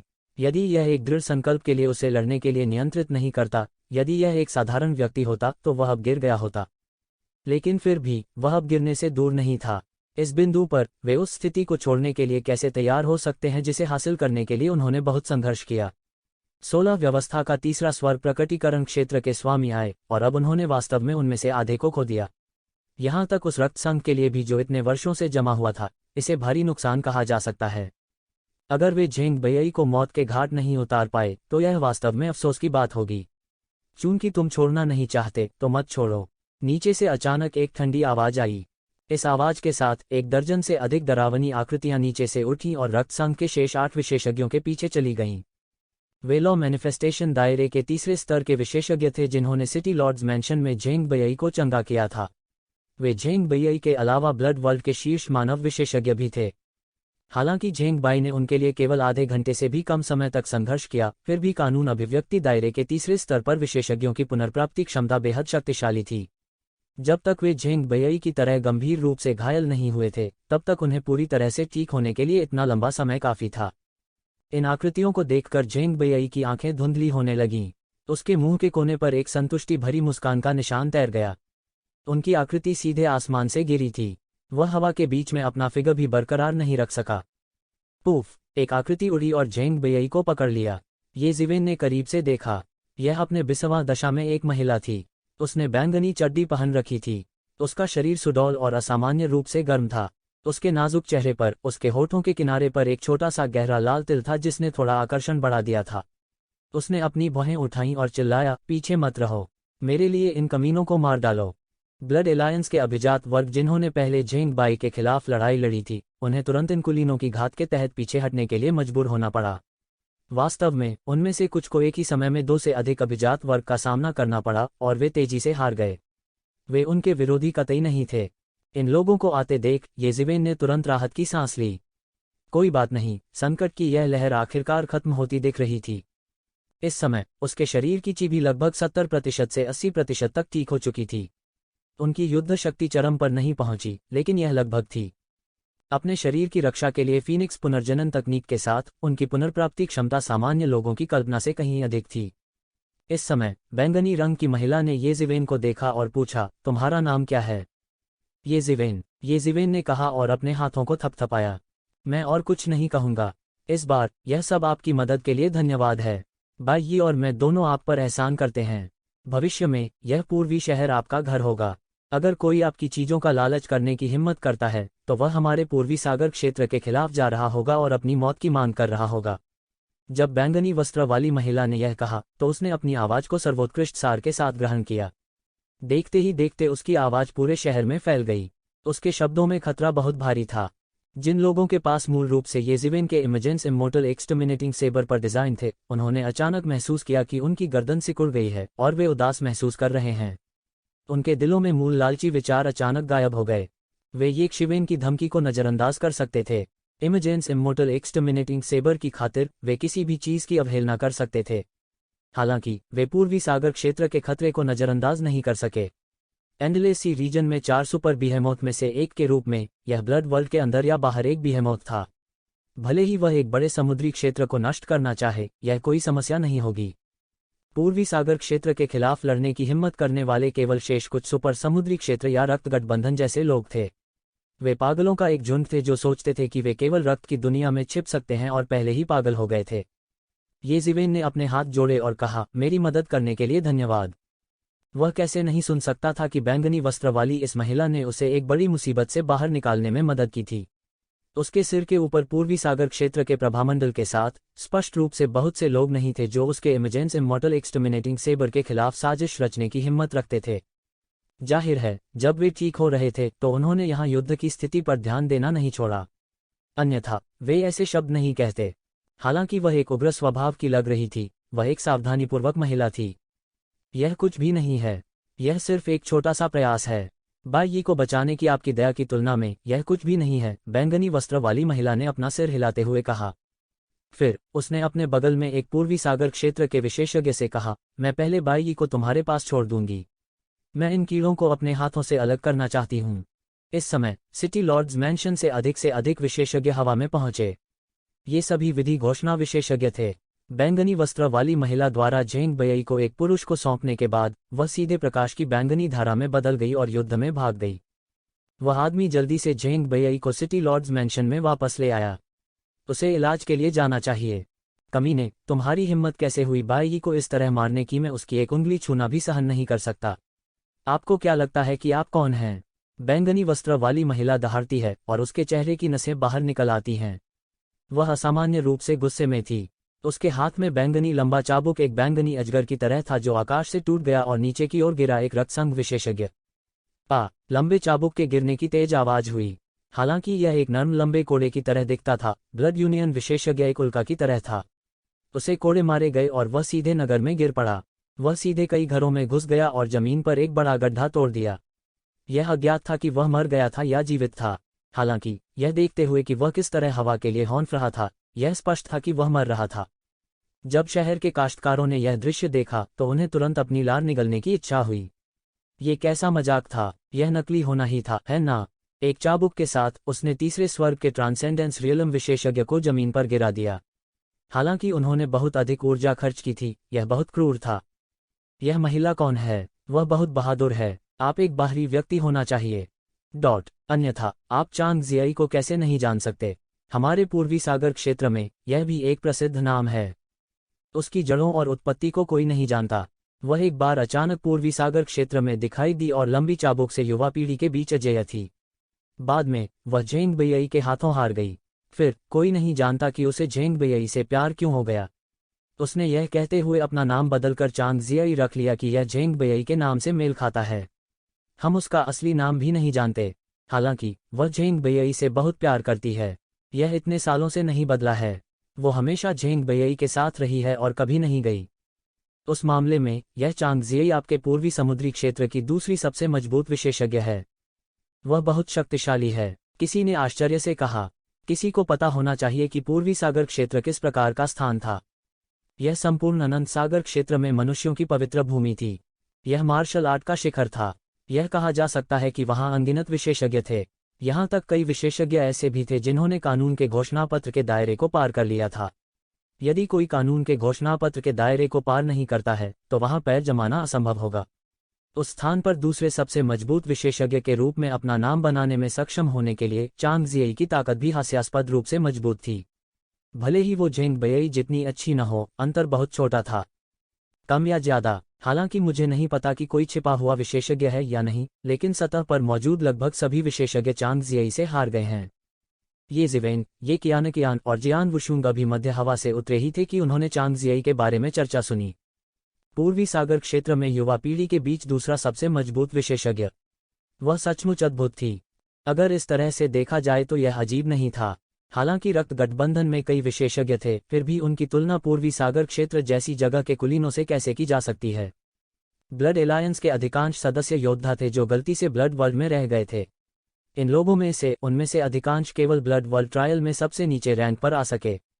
उन्होंने जो भरोसा किया वह यह था कि इन विशेषज्ञों की तुलना में उनके पास कई वर्षों की खेती थी। हालांकि कुछ शीर्ष विशेषज्ञ ऐसे थे जो गलती से ब्लड वर्ल्ड में रह गए और ब्लड अलायंस के सदस्य बन गए, वे आखिरकार अल्पसंख्यक थे। इसलिए कुल मिलाकर पूर्वी सागर क्षेत्र के विशेषज्ञ एक पायदान ऊपर थे। चांग जियाई जैसे शीर्षस्थ विशेषज्ञ की तुलना में ये लोग और भी अधिक खींचे हुए थे। चांग जियाई के मैदान में शामिल होने के साथ लड़ाई जल्दी ही एक तरफा हो गई। भले ही ब्लड अलायंस के लोग अभी भी वापस लड़ना चाहते थे, फिर भी चांग जियाई के विरोधी होने का कोई रास्ता नहीं था, खासकर जब से झेंग बेयई भारी रूप से घायल हो गए थे और किसी भी समय मर सकते थे। इसके कारण चांग जियाई व्यावहारिक रूप से एक निडर अवस्था में आ गया। हर बार जब वह बाहर निकलती तो ब्लड अलायंस के अभिजात वर्ग को गार्ड से पकड़ लिया जाता और वे विस्फोट कर देते या उड़ जाते। क्रोधित चांग जियाई की तुलना में ऐसा लगता है कि अन्य संभ्रांत बहुत अधिक मंद हो गए हैं। हालांकि इस समय किसी ने इतनी परवाह नहीं की क्योंकि वे भी गुस्से से भरे हुए थे। इस समय जो लोग झेंग बाई को ठीक करने के लिए समय और प्रयास खर्च करने को तैयार थे, वे मानव कबीले के शीर्ष विशेषज्ञ थे जिनके झेंग बाई के साथ अच्छे संबंध थे। यह देखकर कि उनका अच्छा दोस्त गंभीर रूप से घायल हो गया था, वे पहले से ही गुस्से से जल रहे थे। वे इसकी परवाह कैसे कर सकते थे? आसमान में स्थिति बस एक तरफा थी। इसलिए ये जिवेन लड़ाई में भाग नहीं लेना चाहती थी। ये जिवेन महसूस कर सकती थी कि भीड़ में बहुत सारी लालची आंखें छिपी हुई थीं, लेकिन उन्होंने ये जिवेन को सीधे देखने की हिम्मत नहीं की। जब ये जिवेन की नज़र उन पर पड़ती तो वे चौंक जाते और फिर जल्दी से अपनी आंखें फेर लेते। सब लोग अब ऊपर जाओ, सभी बचावों को सक्रिय करें और शहर के बाहर सभी खूनी राक्षसों को मार डालें। उनके शरीर पर सब कुछ तुम्हारा होगा। हमारा ओरिएंटल शहर एक पैसा नहीं लेगा। इस समय ओरिएंटल सिटी के एक विशेषज्ञ ने खड़े होकर कहा। सभी को लगा कि यह सच है। बाहर कई खून के प्यासे थे। कहने की बात नहीं है, इन रक्तपिशाचों के रक्त नाभिक को बहुत सारे पैसे में बेचा जा सकता है। इसके अलावा इन रक्तपिशाचों के शरीर का हर अंग बहुत मूल्यवान था। इस बारे में सोचते ही सभी चिल्लाए और रक्तबीज की ओर दौड़ पड़े। स्थिति बिल्कुल पहले जैसी ही थी। हालांकि अंतर यह था कि उनके पास अपनी जान बचाने के लिए पूरी ताकत से लड़ने के अलावा कोई चारा नहीं था। लेकिन अब वे एक भाग्य बनाना चाहते थे। उनके सामने भाग्य बनाने का अवसर ठीक था। तो वे इस समय इतने अच्छे अवसर को कैसे जाने दे सकते थे? इसलिए वे एक के बाद एक आगे बढ़ते गए। ओरिएंटल सिटी के विशेषज्ञ लाइन पकड़ रहे थे। इसके अलावा ओरिएंटल सिटी के बैरियर का मैट्रिक्स सक्रिय हो गया था, इसलिए उन पर से दबाव अचानक कम हो गया था। ओरिएंटल सिटी के मैट्रिक्स के हमले के तहत खून के प्यासे को भ्रम में डाल दिया गया था। इसलिए वे मानव विशेषज्ञों की सेना का विरोध करने के लिए शक्तिहीन थे। ये ज़िवेन और अन्य लोगों ने संकोच नहीं किया और आगे बढ़ गए।